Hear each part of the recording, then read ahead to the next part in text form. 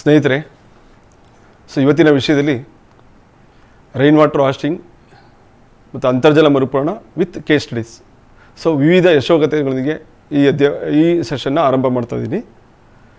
So ಮೊದಲನೇದಾಗಿ ನಮ್ಮ ಒಂದು ಸಿನಾರಿಯೋ, ಗ್ಲೋಬಲ್ ಸಿನಾರಿಯೋದಿಂದ ಅದನ್ನು ಅರ್ಥ ಮಾಡ್ಕೊಳ್ಳೋಣ.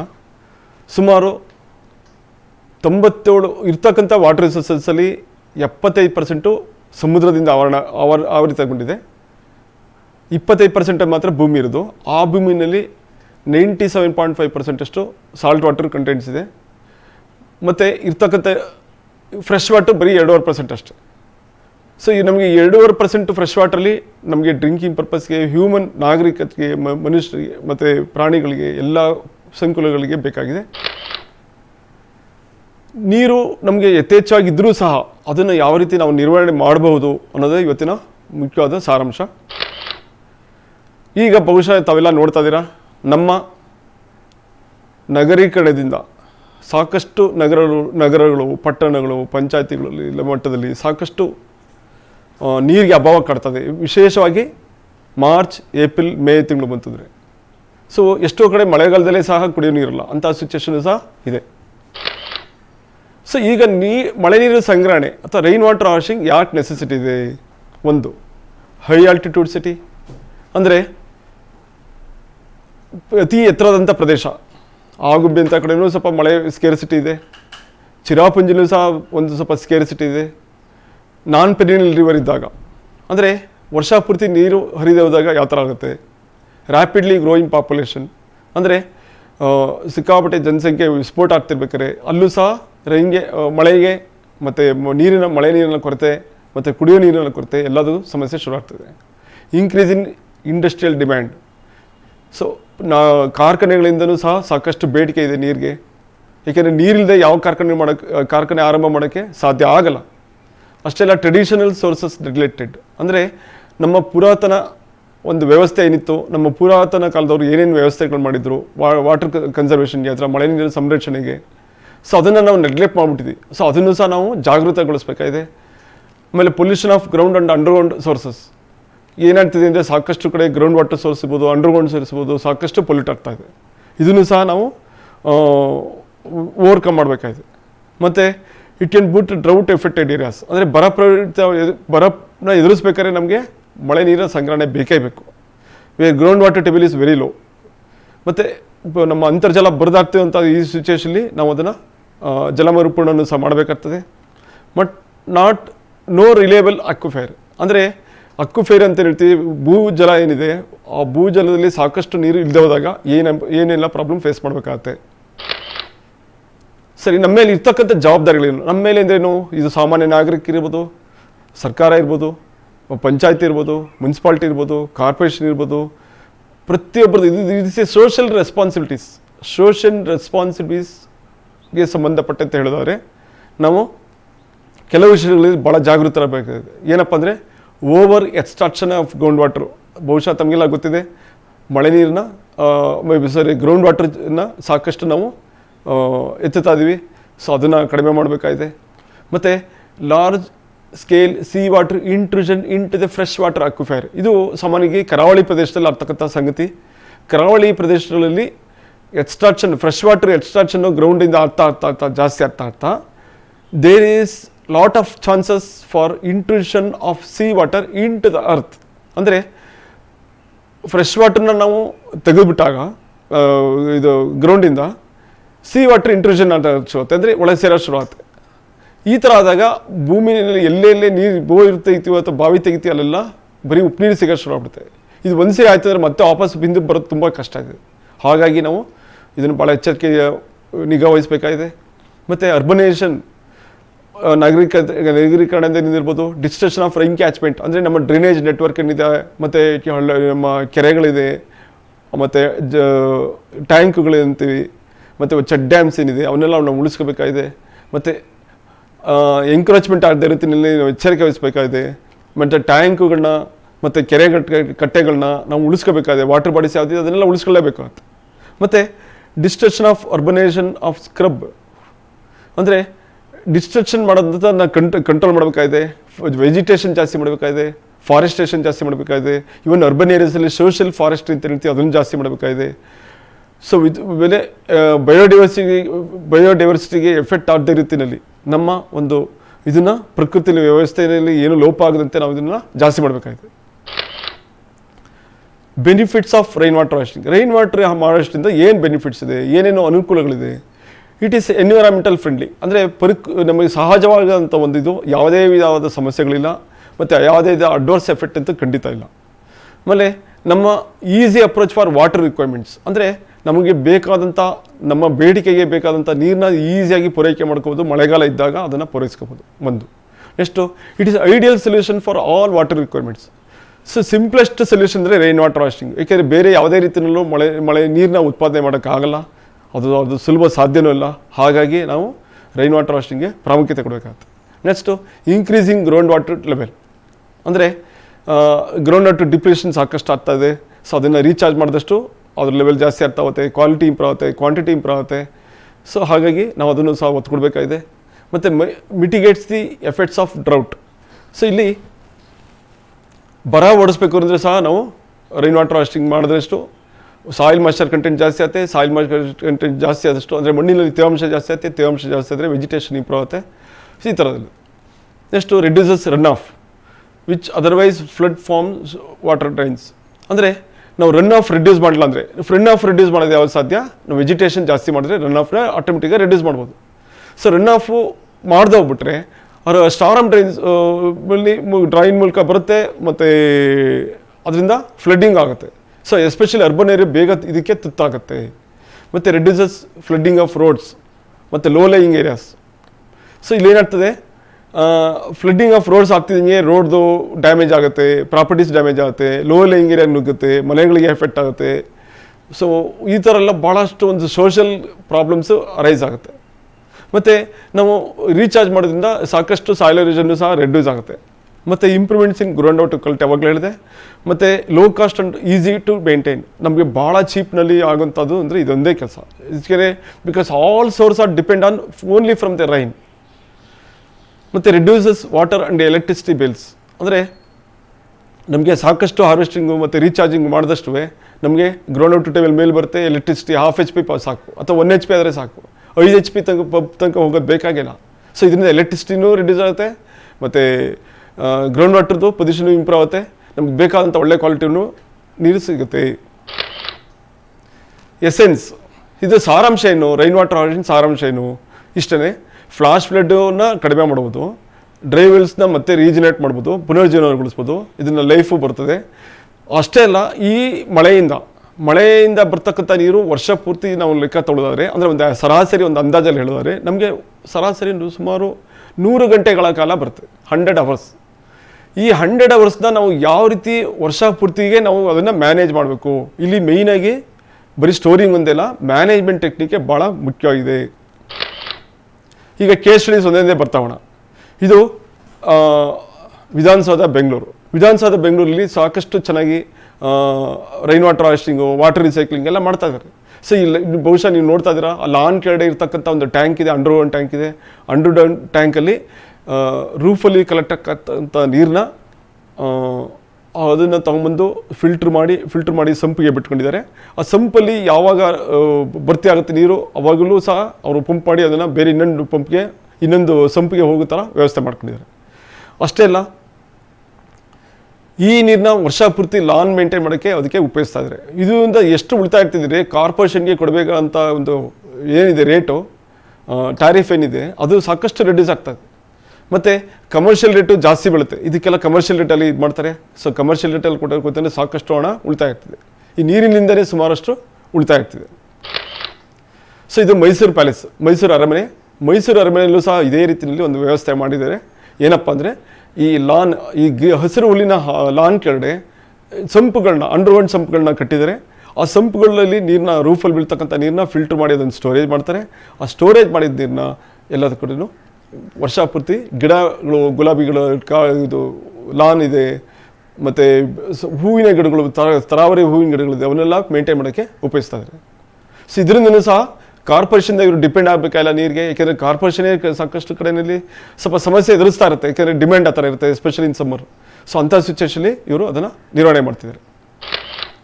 ಸೊ ಇದು ಅಂಡರ್ಗ್ರೌಂಡ್ ಸಂಪದ ಸ್ಟ್ರಕ್ಚರ್ ಯಾವ ಥರ ಇರುತ್ತೆ ನೋಡೋಣ. ಈ ಅಂಡರ್ಗ್ರೌಂಡ್ ಸಂಪನ್ನ ಲಾನಲ್ಲಿ ಇದು ಮೈಸೂರು ಪ್ಯಾಲೇಸಲ್ಲಿ ಕಟ್ಟಿರ್ತಕ್ಕಂಥದ್ದು.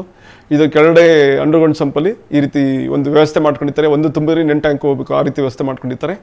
ಸೊ ಇದು ಒಂದು RCC ರೂಫ್ ಹಾಕಿ ಫುಲ್ಲು ಲಾನ್ ಥರ ಕವರ್ ಮಾಡಿಬಿಟ್ಟಿದ್ದಾರೆ. ಬಹುಶಃ ನೀವು ನೋಡ್ತಿದ್ದೀರಾ ರಾಷ್ಟ್ರಪತಿ ಭವನ್. ಇಲ್ಲಿ ಇರ್ತಕ್ಕಂಥ ಮೊಘಲ್ ಗಾರ್ಡನ್ ಅಂತ ಹೇಳ್ತೀವಿ. ಆ ಮೊಘಲ್ ಗಾರ್ಡನ್ ಅದ್ಭುತವಾಗಿ ಮಳೆ ನೀರಲ್ಲಿ ವ್ಯವಸ್ಥಿತವಾಗಿ ಸಂಗ್ರಹಣೆ ಮಾಡಿ ಅದನ್ನು ಕ್ಲೀನಾಗಿ ಮ್ಯಾನೇಜ್ ಮಾಡಿಕೊಂಡು ವರ್ಷಪೂರ್ತಿ ಮಳೆ ನೀರಲ್ಲೇ ಅದನ್ನು ನಿರ್ವಹಣೆ ಮಾಡ್ತಾಯಿದ್ದಾರೆ. ತುಂಬ ಅದ್ಭುತವಾಗಿ ಮಾಡಿದ್ದಾರೆ. ಇದು ನೋಡಬೇಕಂತ ಸ್ಥಳವೂ ಹೌದು.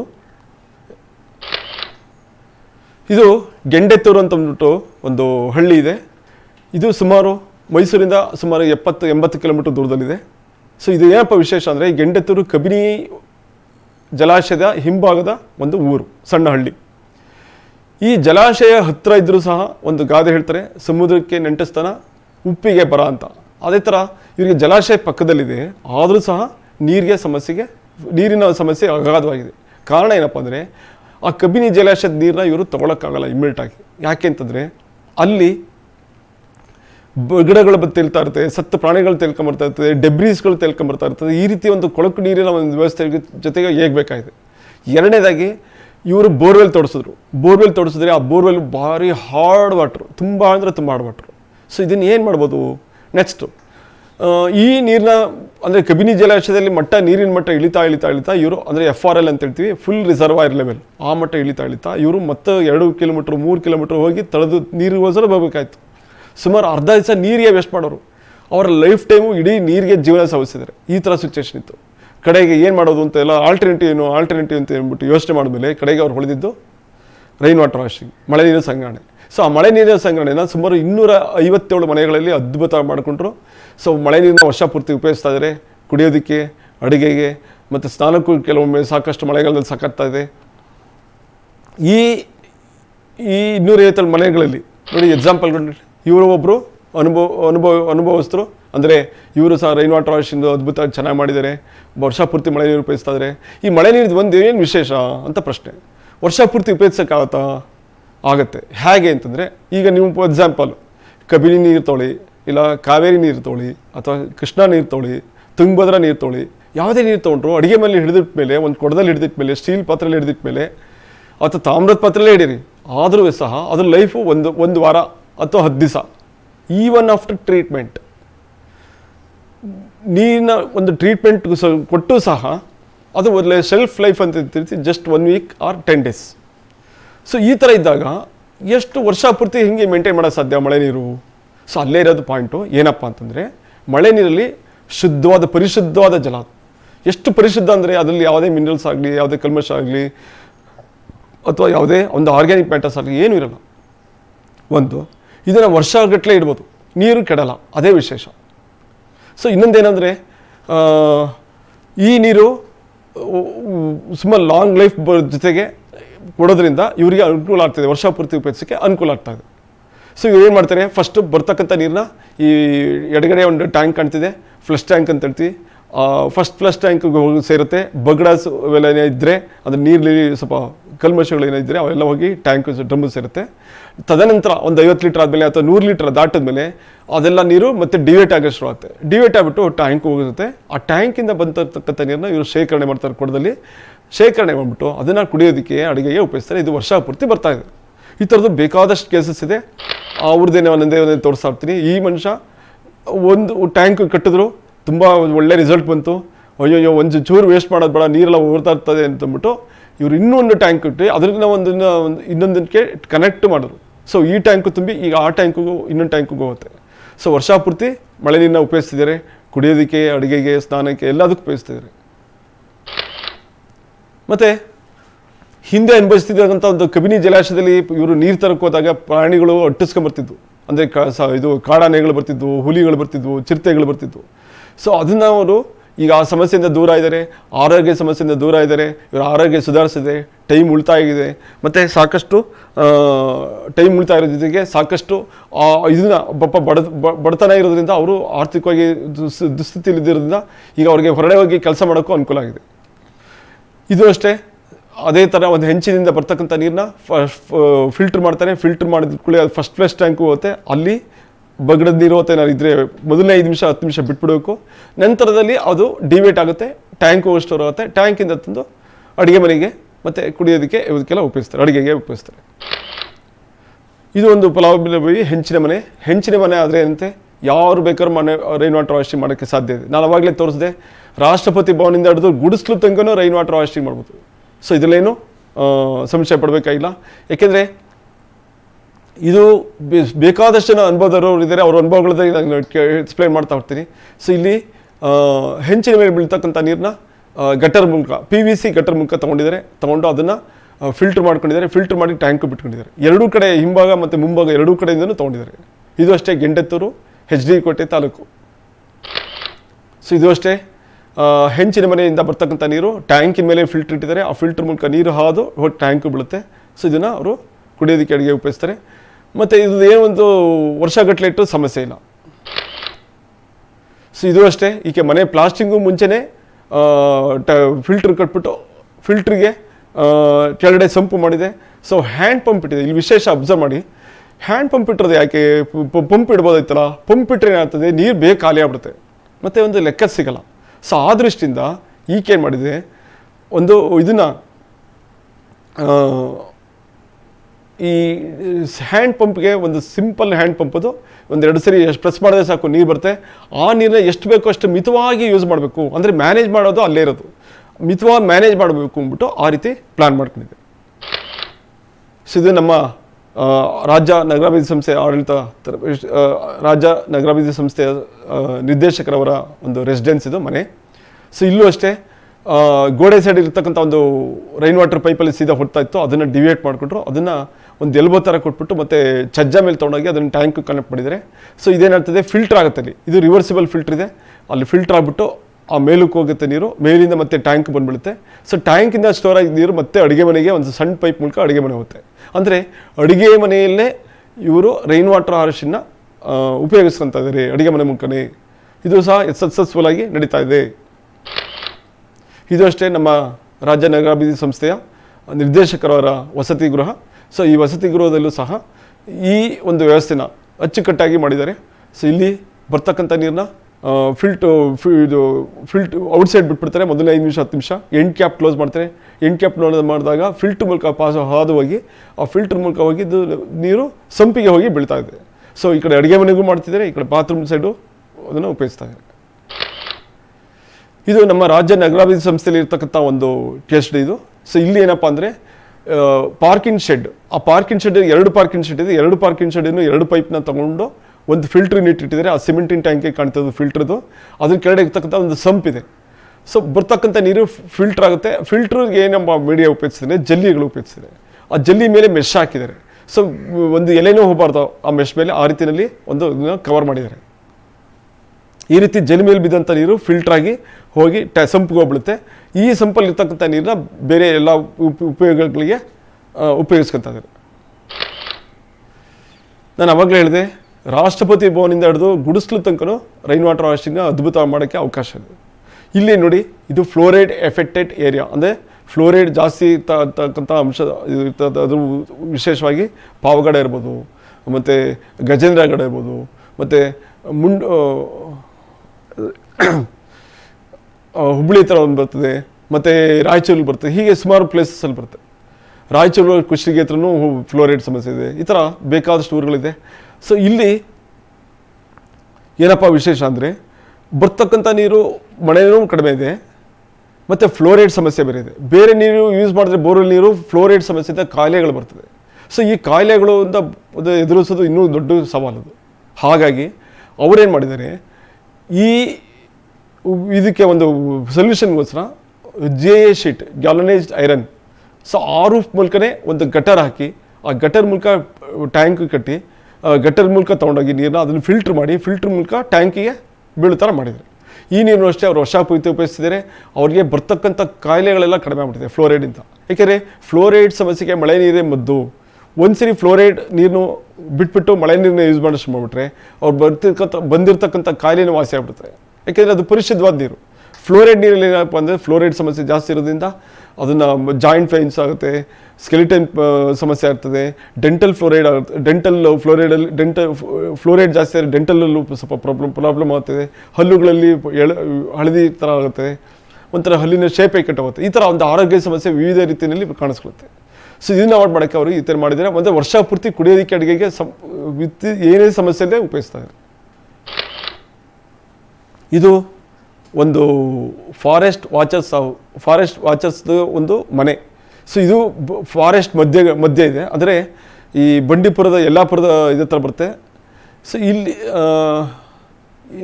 ಯಲ್ಲಾಪುರ ಅಂತಲೂ ಹೇಳ್ಬೋದು, ಅಥವಾ ಅಲ್ಲಿಂದ ಮುಂದಕ್ಕೆ ಹೋದರೆ ಒಂದು ಅಂಚಿಪುರ ಅಂತಿದೆ, ಅಂಚಿಪುರದ ಹತ್ರ ಬರ್ತದೆ. ಇಲ್ಲಿ ಏನಪ್ಪ ವಿಶೇಷ ಅಂತಂದರೆ, ಇಲ್ಲಿ ಬೀಳ್ತಕ್ಕಂಥ ನೀರನ್ನ ಅವರು ಫಿಲ್ಟರ್ ಮಾಡಿ ಅದನ್ನು ಟ್ಯಾಂಕು ಹಿಡಿತಿದ್ದಾರೆ. ಫಾರೆಸ್ಟ್ ವಾಚರ್ಸ್ ಬಂದಾಗ ಸೊ ಅವ್ರಿಗೆ ಕುಡಿಯೋದಕ್ಕೆ ಇರ್ಬೋದು, ಅಡುಗೆಗೆ ಇರ್ಬೋದು, ಇವಕ್ಕೆಲ್ಲ ಸಾಕಷ್ಟು ಉಪಯೋಗಿಸ್ತಿದ್ದಾರೆ.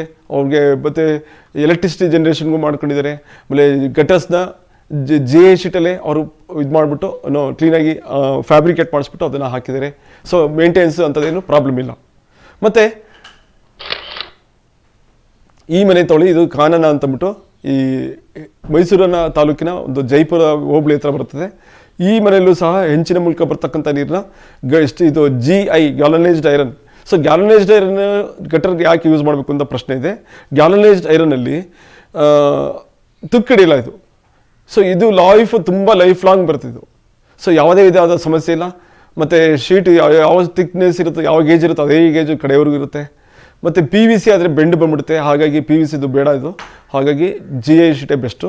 ಸೊ ಇದನ್ನು ಅವರು GI ಶೀಟ್ ಮೂಲಕ ಹಿಡಿದಂಥ ನೀರನ್ನ ಫಿಲ್ಟ್ರ್ ಬಿಟ್ಕೊಂಡಿದ್ದಾರೆ. ಫಿಲ್ಟ್ರಾಗಿ ಅಷ್ಟು ಬಂದು ಟ್ಯಾಂಕ್ ಬಿಡುತ್ತೆ.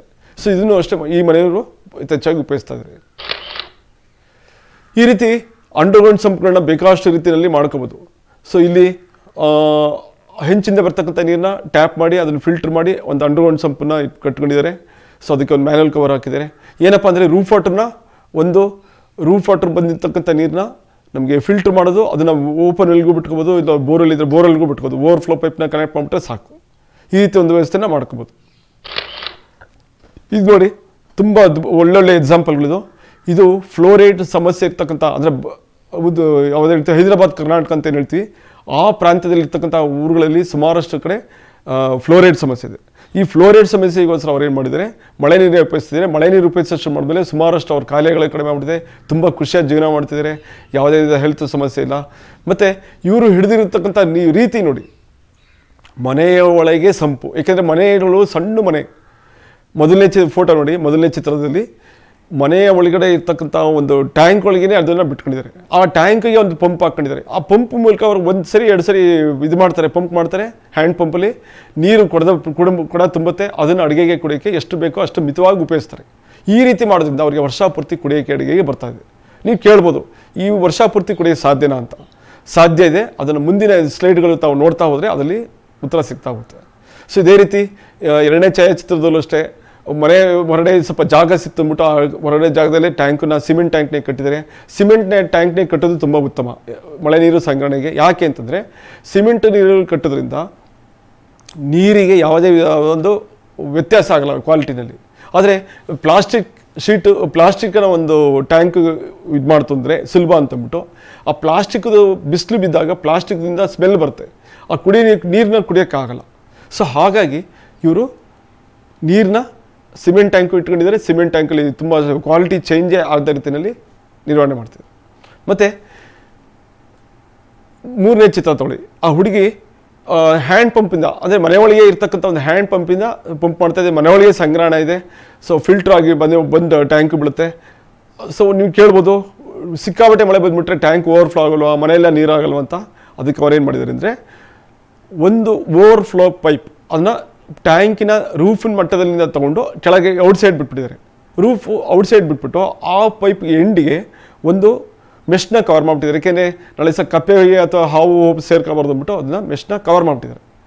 ಸೊ ಹೀಗಾಗಿ ಮನೆ ಸೇಫ್ ಆಗಿರುತ್ತೆ. ಓವರ್ಫ್ಲೋ ಆಗಿದೆಲ್ಲ ಸೀದಾ ಔಟ್ಸೈಡ್ ಹೋಗುತ್ತೆ, ಮನೆಯೊಳಗೆ ಯಾವುದೇ ಸಮಸ್ಯೆ ಇಲ್ಲ.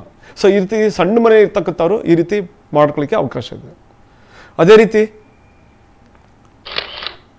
ಇದು ಒಂದು ನೋಡಿ, ಮಳೆ ನೀರಿನ ಸಂಗ್ರಹಣೆ ಯಾವ ರೀತಿ ಮಾಡ್ಬೋದು, ಯಾವ ರೀತಿ ಗಟ್ಟರ ಹಾಕ್ಬೋದು ಅದಕ್ಕೆ ಒಂದು ಎಕ್ಸಾಂಪಲು. ಶೀಟಿ ಮನೆ ಇದೆ, ಇದು ಹಿಮಾಲಯ ಪ್ರದೇಶದಲ್ಲೂ ಆ ಥರ ಇದೆ. ಮತ್ತು ಇಲ್ಲೂ ಬಲಗಡೆ ಚಿತ್ರ ನೋಡಿ, ಈ ಬಲಗಡೆ ಚಿತ್ರದಲ್ಲೂ ಅಷ್ಟೇ ಈ ಒಂದು ಹ್ಯಾಂಡ್ ಪಂಪು, ಆ ಹ್ಯಾಂಡ್ ಪಂಪ್ ಫಿಲ್ಟ್ರಾಗಿ ಬರ್ತಕ್ಕಂಥ ನೀರು ಫಿಲ್ಟ್ರಾಗಿ ಟ್ಯಾಂಕ್ ಹೋಗಿದೆ, ಮನೆಯೊಳಗೆ ಸಂಪಿದೆ.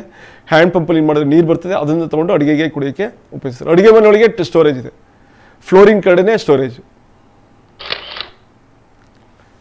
ಸೊ ಅದಕ್ಕೆ ನಾನು ಅವಾಗ ಹೇಳಿದೆ, ಮಳೆ ನೀರನ್ನ ನಾವು ರೀಚಾರ್ಜ್ ಮಾಡಿದ್ರೆ ಅಥವಾ ಮಳೆ ನೀರನ್ನ ಕನ್ಸ್ಯೂಮ್ ಮಾಡಿದ್ರೆ, ಉಪಯೋಗಿಸಿದ್ರೆ, ನಮ್ಮ ಸ್ವಂತ ಇದಕ್ಕೆ ಉಪಯೋಗಿಸಿದ್ರೆ ಫ್ಲೋರೈಸಿಸ್ ಫುಲ್ಲಿ ಕಂಟ್ರೋಲ್ ಆಗುತ್ತೆ. ಅದಕ್ಕೆ ಮಳೆ ನೀರೇ ಮದ್ದು. ಯಾಕೆಂದರೆ ನಿಮಗೆ ಶುದ್ಧವಾದ ನೀರು ಕುಡಿದ್ಬಿಟ್ರೆ 60% ಕಾಯಿಲೆಗಳೇ ಕಡಿಮೆ ಆಗುತ್ತೆ. ಸೊ ಇದನ್ನು ಸಹ ವಿಶೇಷವಾಗಿ ಹೈದರಾಬಾದ್ ಕರ್ನಾಟಕ ಪ್ರಾಂತ್ಯದಲ್ಲಿ ಸಾಕಷ್ಟು ಬಳಸ್ತಾ ಇದ್ದಾರೆ. ಸೊ ಈಕೆ ಮನೆ ನೋಡಿ, ಅಡುಗೆ ಮನೆ ಒಳಗೆ ಒಂದು ಟ್ಯಾಂಕ್ ಇದೆ. ಈಕೆಯ ಮನೆ ಹಿಂದೆ ಮುಂದೆ ಅಕ್ಕ ಪಕ್ಕ ಎಲ್ಲೂ ಜಾಗ ಇಲ್ಲ, ರೋ ಹೌಸಸ್, ಸಾಲಿನ ಮನೆ. ಈಕೆ ಮನೆ ರೂಫು ಕೇವಲ 2.5 ಚದರ. ಸೊ ಈಕೆ ವರ್ಷ ಪೂರ್ತಿ ಕುಡಿಯೋದಕ್ಕೆ ಅಡುಗೆಗೆ ನೀರು ಉಪಯೋಗಿಸ್ತಾ ಇದೆ. ಸೊ ಏನಪ್ಪ ವಿಶೇಷ ಅಂದರೆ 2.5 ಚದರ ಮನೆ ವರ್ಷ ಪೂರ್ತಿ ನೀರೇನು ಸಾಕಾಗುತ್ತೆ? ಸಾಧ್ಯ ಇದೆ, ನಿಮಗೆ ಮುಂದಿನ ಕೇಸ್ಗಳಲ್ಲಿ ಹೇಳ್ತಾ ಹೋಗ್ತೀನಿ. ಸೊ ಇಲ್ಲೇನಪ್ಪ ಅಂದರೆ ಬರ್ತಕ್ಕಂಥ ನೀರನ್ನೆಲ್ಲ ಫಿಲ್ಟ್ರ್ ಮಾಡಿ, ಮೂಲೆಯಲ್ಲಿ ಇರ್ತಕ್ಕಂಥ ಒಂದು ಫಿಲ್ಟ್ರ್ ಇದೆ, ಆ ಫಿಲ್ಟ್ರ್ ಮೂಲಕ ಬರುತ್ತೆ. ಫಿಲ್ಟ್ರ್ ಮೂಲಕ ಬಂದಿದ್ದು ಸೀದಾ ಹೋಗಿ ಅಂಡರ್ಗ್ರೌಂಡ್ ಸ್ಟೋರೇಜ್ಗೆ ಸ್ಟೋರ್ ಆಗುತ್ತೆ. ಆ ಸ್ಟೋರ್ ಆಗ್ತಕ್ಕಂಥ ನೀರನ್ನ ಈಕೆ ಹ್ಯಾಂಡ್ ಪಂಪ್ ಮೂಲಕ ಅದನ್ನು ಎತ್ತಿ ಅಡುಗೆಗೆ, ಅವತ್ತಿನ ದಿನದ ಅಡುಗೆಗೆ ಕುಡಿಯೋಕ್ಕೆ ಎಷ್ಟು ಬೇಕೋ ಅಷ್ಟನ್ನ ಸಾವಕಾಶ ಉಪಯೋಗಿಸ್ಕೊಳುತ್ತೆ. ಸೊ ಇದು ಕರ್ನಾಟಕ ಸರ್ಕಾರದನ್ನು ಸಹ ಸಹಾಯ ಮಾಡಿದ್ದಾರೆ. ಸೊ ಈಕೆ ಬಡವರಾದ್ರಿಂದ ಪಾಪ ಎಲ್ಲ ರೀತಿಯ ಅನುಕೂಲ ಕಲ್ಪಿಸ್ಕೊಟ್ಟಿದ್ದಾರೆ. ಈಕೆ ಸಂತೃಪ್ತವಾಗಿ ಈಕೆ ಮಳೆಯ ಜೊತೆ ಫ್ಲೋರೈಡ್ ಸಮಸ್ಯೆನ ಹೊರದೂಡಿ ಮತ್ತು ಜಾಗ ಇಲ್ಲ ಅನ್ನೋ ಒಂದು ಸಮಸ್ಯೆನೂ ಹೊರದೂಡಿ ಆಕೆ ನೆಮ್ಮದಿಯಾಗಿ ಜೀವನ ನಡೆಸ್ತಾರೆ. ಇದು ನೋಡಿ, ಒಂದು ರಾಜಸ್ಥಾನದ ಒಂದು ಅದ್ಭುತವಾದ ಒಂದು ಇದು ಕಲೆ. ಇದು ಹಿಂದೆ ಇರ್ತಕ್ಕಂಥದ್ದು. ರೂಫಲ್ಲಿ ಬೀಳ್ತಕ್ಕಂಥ ನೀರನ್ನ ಕಲೆಕ್ಟ್ ಮಾಡಿಕೊಂಡು ಸೀದಾ ಅಂಡರ್ಗ್ರೌಂಡ್ ಸಂಪಲ್ಲಿ ಬೀಳಬೇಕು. ಅಂದರೆ ಮನೆಯೊಳಗೆ ಅದು ಹಾಕಿರೋದು ಪಿಲ್ಲರ್ ಅಲ್ಲ, ಅದು ಒಂದು ದೊಡ್ಡ ತಾಮ್ರದ ಪೈಪ್. ಅದು ರೂಫಲ್ಲಿ ಬೀಳ್ತಕ್ಕಂಥ ನೀರನ್ನ ಕಲೆಕ್ಟ್ ಮಾಡ್ಕೊಂಡು ಸೀದಾ ಕಲೆಕ್ಟ್ ಮಾಡ್ಕೊಳ್ಳೋದು, ಡಿಪ್ ಇರೋದ್ರಿಂದ ಅಲ್ಲಿ ಕಲೆಕ್ಟ್ ಮಾಡ್ಕೊಂಡು ಸೀದಾ ಹೋಗಿ ಅಂಡರ್ಗ್ರೌಂಡ್ ಸಂಪು ಬೀಳುತ್ತೆ. ಈ ರೀತಿ ಒಂದು ಅದ್ಭುತವಾದ ಒಂದು ವ್ಯವಸ್ಥೆನ ಕಲ್ಪಿಸ್ಕೊಂಡಿದ್ದಾರೆ. ಇದನ್ನು ನಮ್ಮ 20-30 ಮನೆ ಅಂತ ಹೇಳ್ತೀವಿ. ಅಂದರೆ 20-30 ಸೈಟಲ್ಲಿ ಸಹ ನಾವು ಅದ್ಭುತ ಮಾಡ್ಬೋದು. ಮನೆಯ ಒಳಗಡೆನೆ ಟ್ಯಾಂಕ್ ಕಟ್ಟಿದ್ರೆ, ಅಂದರೆ ಹಾಲ್ ಇರುತ್ತೆ, 20-30 ಇದರಲ್ಲಿ ಹಾಲ್ ಇರುತ್ತೆ. ಸಾಮಾನ್ಯವಾಗಿ 7 ಫೀಟ್ ಬೈ 15 ಫೀಟ್ ತನಕ ಒಂದು ಸಂಪ್ ಕಟ್ಬೋದು. ಆ ಸಂಪನ್ನ ದೊಡ್ಡದು ಮಾಡ್ಕೊಂಡ್ಬಿಟ್ರೆ, ಮನೆ ಹೊರಡೆ ಈ ಥರ ಪೈಪ್ ಕೊಟ್ಟರೆ ಸಾಕು. ಮನೆ ಹೊರಡೆ ಒಂದು ಪೈಪ್ ಕೊಟ್ಕೊಂಡು ರೂಫ್ ವಾಟರ್ ಅಲ್ಲಿ ಬರ್ತಾರೆ ಮಾಡಿ, ಅಲ್ಲಿ ಫಿಲ್ಟ್ರ್ ಮಾಡಿದ ನೀರನ್ನ ಮನೆ ಒಳಗೆ ಇರ್ತಕ್ಕಂಥ ಸಂಪಿಗೆ ಬಿಟ್ಕೋಬೋದು. ಈ ಥರ ಮಾಡೋದ್ರಿಂದ ಅವ್ರಿಗೆ ವರ್ಷಕ್ಕಾಗುವಷ್ಟು ನೀರು ಸಿಗುತ್ತೆ ಆಲ್ಮೋಸ್ಟ್. ಸೊ ಹಾಗಾಗಿ ಇದನ್ನು ಸಹ ಅದ್ಭುತವಾಗಿ ಮಾಡೋಕ್ಕೆ ಅವಕಾಶ ಇದೆ. ಇದು ನೋಡಿ, ಬೆಂಗಳೂರಿನ GKVK ಗಾಂಧಿ ಕೃಷಿ ವಿಶ್ವವಿದ್ಯಾಲಯದಲ್ಲಿ ಮಾಡಿರ್ತಕ್ಕಂಥ ಒಂದು ಬೆಸ್ಟ್ ಎಕ್ಸಾಂಪಲ್. ಇದು ರೂಫೇ ಇಲ್ಲ, ಆದರೂ ಸಹ ಆರ್ಟಿಫಿಷಿಯಲ್ ಆಗಿ ಒಂದು ರೂಫ್ ಕ್ರಿಯೇಟ್ ಮಾಡಿದ್ದಾರೆ. ಪ್ಲಾಸ್ಟಿಕ್ ಶೀಟಲ್ಲಿ ಪಾಲಿ ಹೌಸ್ ಅಂತ ಹೇಳ್ಬೋದು. ಈ ಪಾಲಿ ಹೌಸಲ್ಲಿ ರೂಫ್ ಕ್ರಿಯೇಟ್ ಮಾಡಿ ಆ ರೂಫಿಂದನೂ ಸಹ ನೀರನ್ನ ಸಂಗ್ರಹಣೆ ಮಾಡ್ತಿದ್ದಾರೆ. ಇದು ಮಲೆನಾಡಿನ ಒಂದು ನಿತ್ಯ ದೃಶ್ಯ.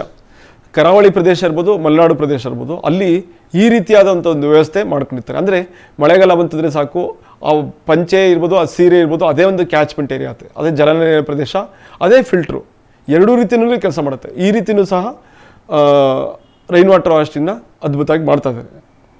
ಇದು ಎಸ್ಪೆಷಲಿ ವಿಶೇಷವಾಗಿ ಮಳೆಗಾಲದಲ್ಲಿ ಸಾಧ್ಯ ಇದೆ. ಮತ್ತು ಫಿಲ್ಟ್ರುಗಳು. ಸೊ ಫಿಲ್ಟ್ರುಗಳು ಯಾವ ಥರ ಇದ್ದರೆ ಒಳ್ಳೆಯದು, ಇದು ಪ್ರಶ್ನೆ. ಸೊ ಮಳೆಗಾಲಕ್ಕೆ ಮಳೆ ನೀರಿಗೆ ಫಿಲ್ಟ್ರ್ ಮಾಡೋಕ್ಕೆ ಇದ್ಲು ಬೇಕಾ, ಜಲ್ಲಿ ಬೇಕಾ, ಮರಳು ಬೇಕಾ, ಈ ಥರದ್ದೆಲ್ಲ ಪ್ರಶ್ನೆಗಳಿದೆ.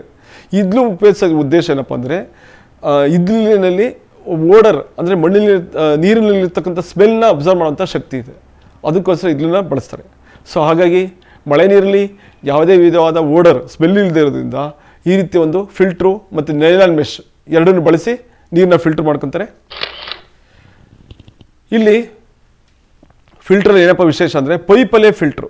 ಸೊ ಬಿದ್ದಂಥ ನೀರು ಫಸ್ಟ್ ಡ್ರಾಪ್ ಔಟ್ ಆಗುತ್ತೆ, ಅಲ್ಲಿ ಕಲ್ಮಶಗಳನ್ನ ಕರೆದೊಯ್ಯುತ್ತೆ. ಅಲ್ಲಿ ಒಂದು ಬಾಲ್ ಕೊಟ್ಟಿರ್ತಾರೆ, ಆ ಬಾಲ್ ಮೇಲೆ ಬರುತ್ತೆ. ಸೊ ಕಲ್ಮಶದ ನೀರೆಲ್ಲ ಕೆಳಗಡೆ ಹೋಗಿ ಸೇರ್ಕೊಳುತ್ತೆ, ಮತ್ತು ಮೇಲ್ಗಡೆ ಬರ್ತಕ್ಕಂಥ ನೀರೆಲ್ಲ ಮುಂದೆ ಹರಿದು ಟ್ಯಾಂಕ್ ಹೋಗಿ ಸೇರುತ್ತೆ.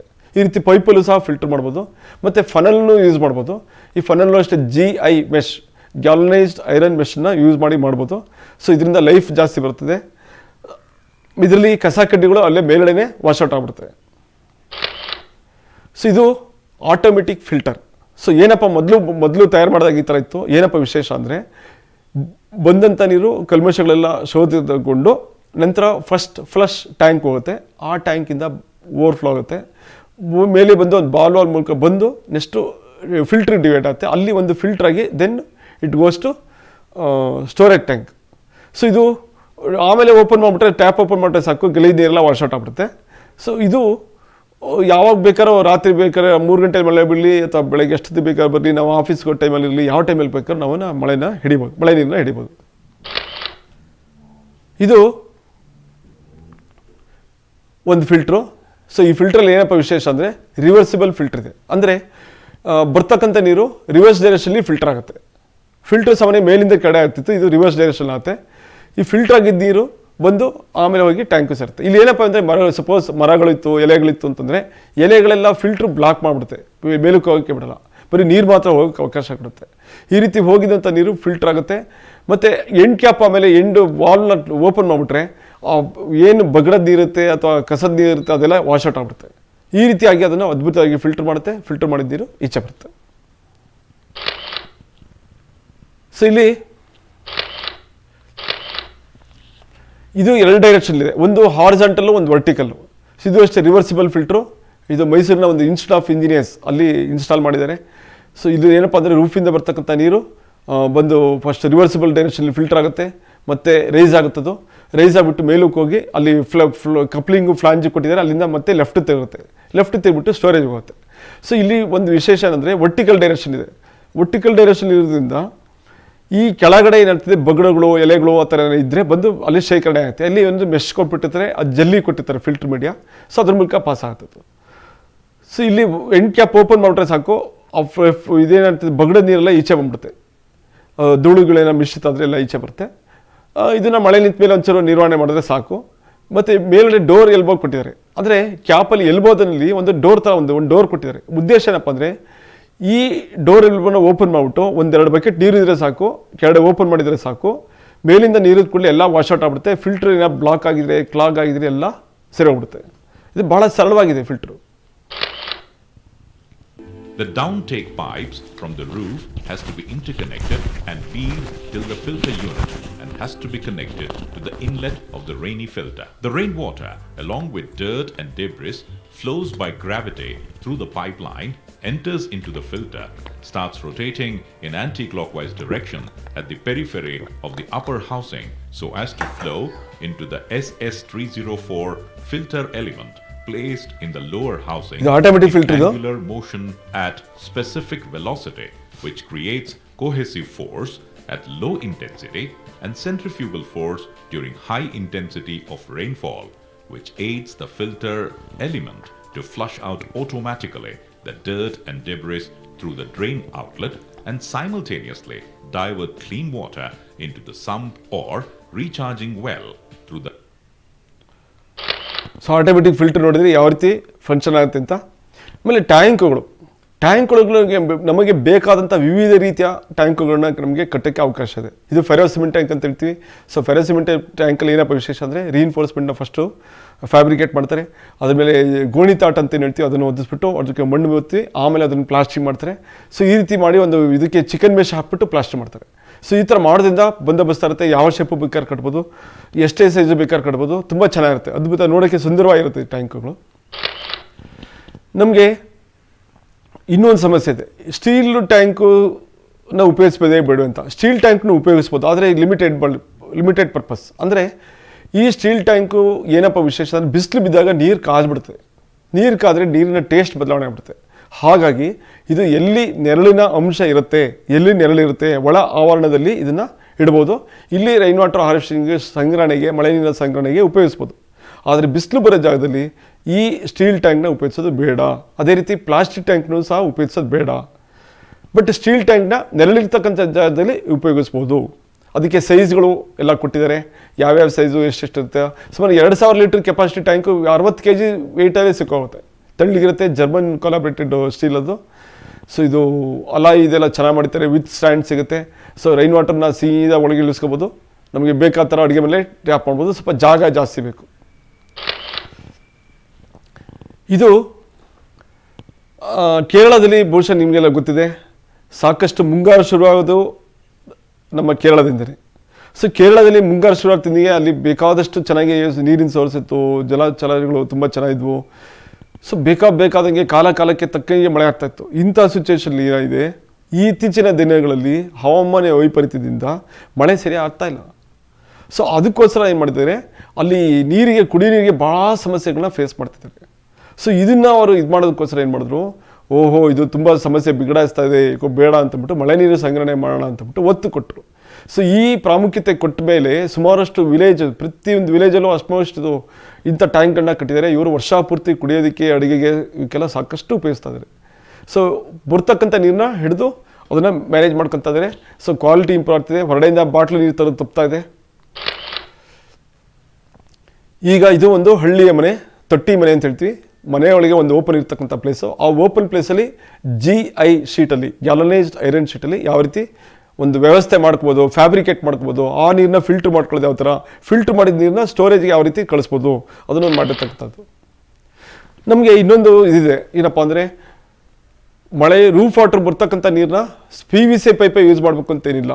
ನಮಗೆ ಗಟರ್ತಾಗಿ ಫಂಕ್ಷನ್ ಮಾಡಿದ್ರೆ ಸಾಕು. ಸೊ ಗಟರ್ಗೆ ನಾವು ನಮ್ಮ ನ್ಯಾಚುರಲಾಗಿ ಸಿಗ್ತಕ್ಕಂಥ ಬೊಂಬು, ಆ ಬೊಂಬನ್ನ ಅರ್ಧ ಸೀಳಿದ್ರೆ ಸಾಕು, ಯು ಶೇಪಲ್ಲಿ ಗಟರ್ ಕನ್ವರ್ಟ್ ಆಗುತ್ತೆ.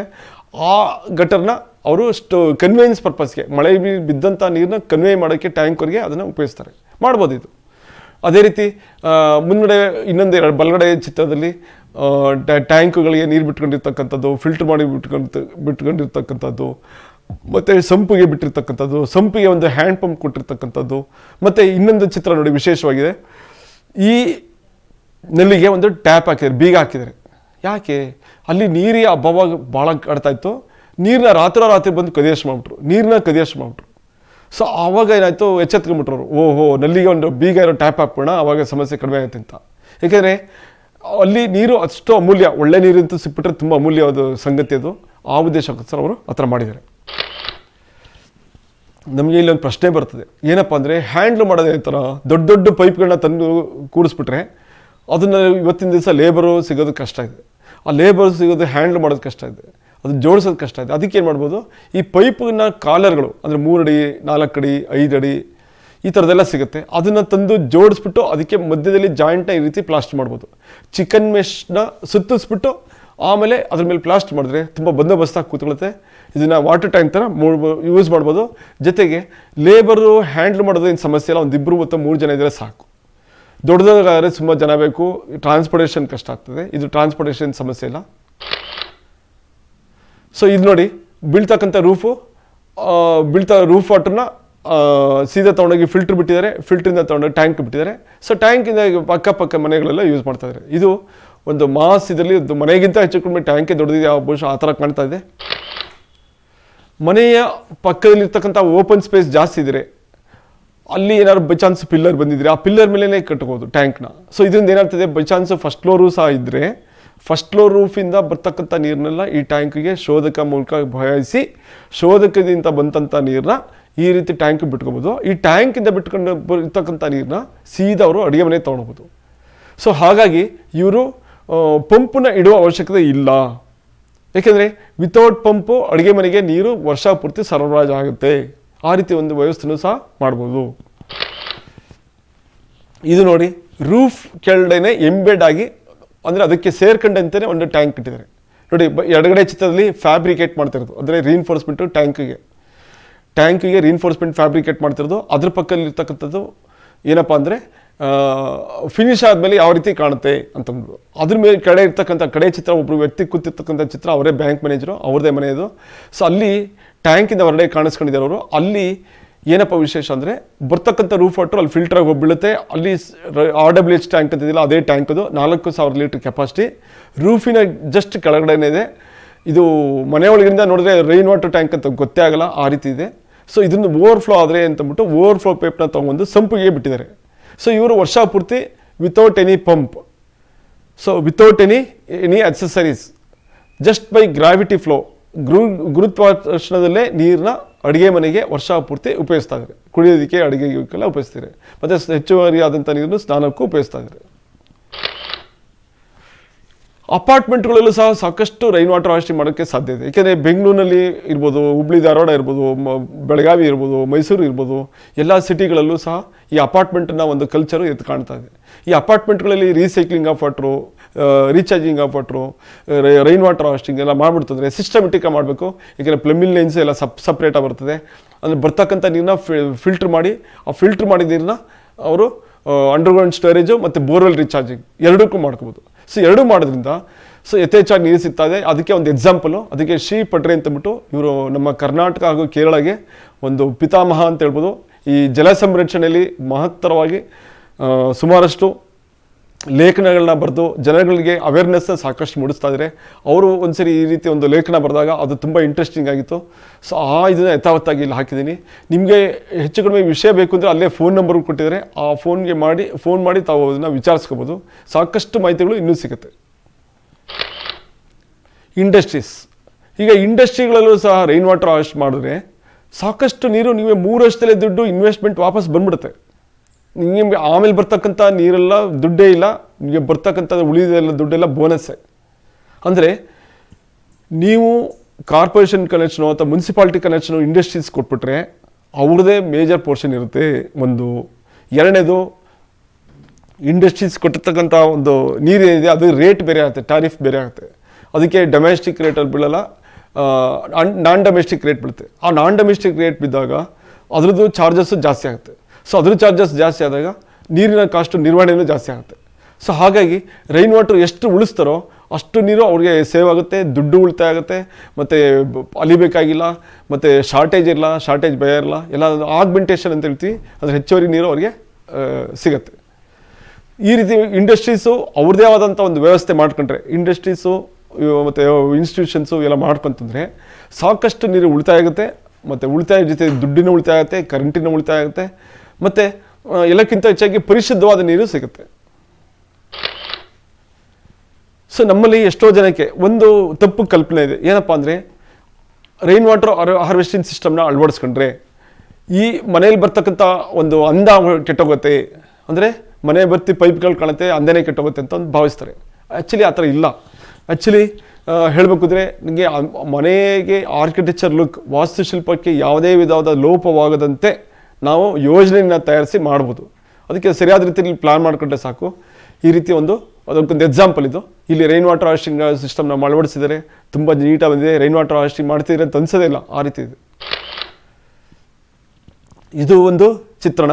ಏನಪ್ಪ ಅಂದರೆ ಇದೊಂದು ಡಯಾಗ್ರಾಮಲ್ಲಿ ಏನಪ್ಪ ತೋರಿಸಿದ್ರೆ, ಮನೆಯ ಹಿಂಭಾಗದಲ್ಲಿ ಒಂದು ಟ್ಯಾಂಕ್ನ ಕಟ್ಟಿದ್ರೆ, ರೂಫ್ ಮೇಲೆ ಗ್ರೌಂಡ್ ಫ್ಲೋರ್ ರೂಫ್ ಮೇಲೆ ಒಂದು ಟ್ಯಾಂಕ್ನ ಕಟ್ಟಿದ್ರೆ, ಫಸ್ಟ್ ಫ್ಲೋರ್ ರೂಫಲ್ಲಿ ಕಲೆಕ್ಟ್ ಆಗ್ತಕ್ಕಂಥ ನೀರನ್ನ ಚಜ್ಜಾಲ ಒಲೆಯಲ್ಲಿ ಫಿಲ್ಟರ್ ಮಾಡೋದು, ಚಜ್ಜಾಲ ಒಲೆಯಲ್ಲಿ ಫಿಲ್ಟರ್ ಮಾಡಿದ್ದನ್ನು ಟ್ಯಾಂಕಿಗೆ ಬಿಟ್ಕೊಳ್ಳೋದು, ಆ ಟ್ಯಾಂಕಿಂದ ಬರ್ತಕ್ಕಂಥ ನೀರನ್ನ ಓವರ್ಫ್ಲೋ ಪೈಪ್ನ ತಂದು ಕೆಳಗಡೆ ಟ್ಯಾಂಕಿಗೆ ಬಿಡೋದು, ಅಲ್ಲಿಂದ ಹೆಚ್ಚಾಗಿದ್ದಕ್ಕಂಥ ಸಂಪಿಗೆ ಬಿಡ್ಬೋದು, ಸಂಪಿಂದ ಓವರ್ಫ್ಲೋ ಆದ ನೀರನ್ನ ಬೋರ್ವೆಲ್ ಇದ್ದರೆ ಬೋರ್ವೆಲ್ಗೆ ಕನೆಕ್ಟ್ ಮಾಡ್ಬೋದು. ಬೈ ಚಾನ್ಸ್ ಬೋರ್ವೆಲ್ ಇಲ್ಲ ಅಂತಂದರೆ ರೀಚಾರ್ಜಿಂಗ್ ಪರ್ಪಸ್ಗೆ ಬಿಡ್ಬೋದು. ಸೊ ಇದು ಮಾಡೋದ್ರಿಂದ ಏನೋ ಒಂದು ಉದ್ದೇಶ ಅಂದರೆ ವಿತೌಟ್ ಎನಿ ಕರೆಂಟ್, ನನಗೆ ಪಂಪೇ ಬೇಕಾಗಿಲ್ಲ. ಸೊ ವಿತ್ ಗ್ರಾವಿಟಿ ಫ್ಲೋನಲ್ಲಿ ನಮಗೆ ರೈನ್ ವಾಟರ್ ಹಾರ್ವೆಸ್ಟಿಂಗ್ನ ground floor as well as first floor use ಮಾಡ್ಬೋದು. ಅಂದರೆ ನಾವು ಇರ್ತಕ್ಕಂಥ ಟ್ಯಾಂಕಿನ ಮಟ್ಟ ಏನಿದೆ, ಲೆವೆಲ್ ಏನಿದೆ, ಅದು ಭಾಳ ಮುಖ್ಯ. ಆ ಲೆವೆಲ್ಲು ಅದಕ್ಕೆ ಪರ್ಮಿಟ್ ಆಗುತ್ತಾ ಅಂತ ಸ್ಥಳ ಪರಿವೀಕ್ಷಣೆ ಮಾಡಿ ಅದನ್ನು ಪ್ಲ್ಯಾನ್ ಮಾಡ್ಬೋದು. ಇವರು ಶಿವಕುಮಾರ್ ಅಂತಂದ್ಬಿಟ್ಟು, ಡಾಕ್ಟರ್ ಶಿವಕುಮಾರ್ ಅಂತ, Indian institute of science Bengaluru, ಅಲ್ಲಿ ವರ್ಕ್ ಮಾಡ್ತಾಯಿದ್ರು. ಸೊ ಇವರು ತಮ್ಮ ಮನೇನ 18 ಚದರ ಇರ್ತಕ್ಕಂಥ ಮನೇನ ಅವರು ಸಾಕಷ್ಟು ಚೆನ್ನಾಗಿ ಗ್ರೀನ್ ಬಿಲ್ಡಿಂಗ್ ಕಾನ್ಸೆಪ್ಟ್ಗೆ ಅಡಾಪ್ಟ್ ಮಾಡ್ಕೊಳ್ಳೋದ್ರ ಜೊತೆಗೆ ರೈನ್ ವಾಟರ್ ಹಾರ್ವೆಸ್ಟಿಂಗ್ ಸಿಸ್ಟಮ್ನ ಅಳವಡಿಸ್ಕೊಂಡಿದ್ದಾರೆ.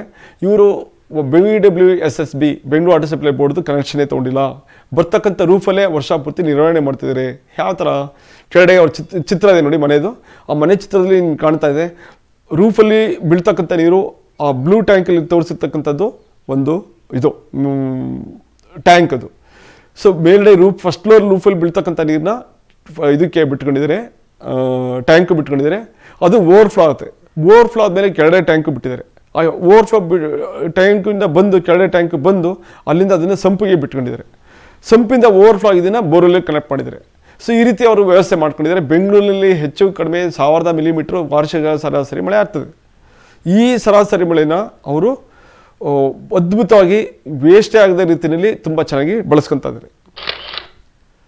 ಈಗ ಒಂದು ಉದಾಹರಣೆ ತಗೋಣ. ನಮಗೆ 20-30 ಸೈಟ್ ಇದೆ, ನಮಗೆ ಮಳೆ ನೀರು ಸಂಗ್ರಹಣೆ ಮಾಡೋಕ್ಕೆ ಸಾಧ್ಯ ಇಲ್ಲ ಅಂತ ಭಾಳ ಜನ ಫೀಲ್ ಮಾಡ್ಕೊತಾರೆ.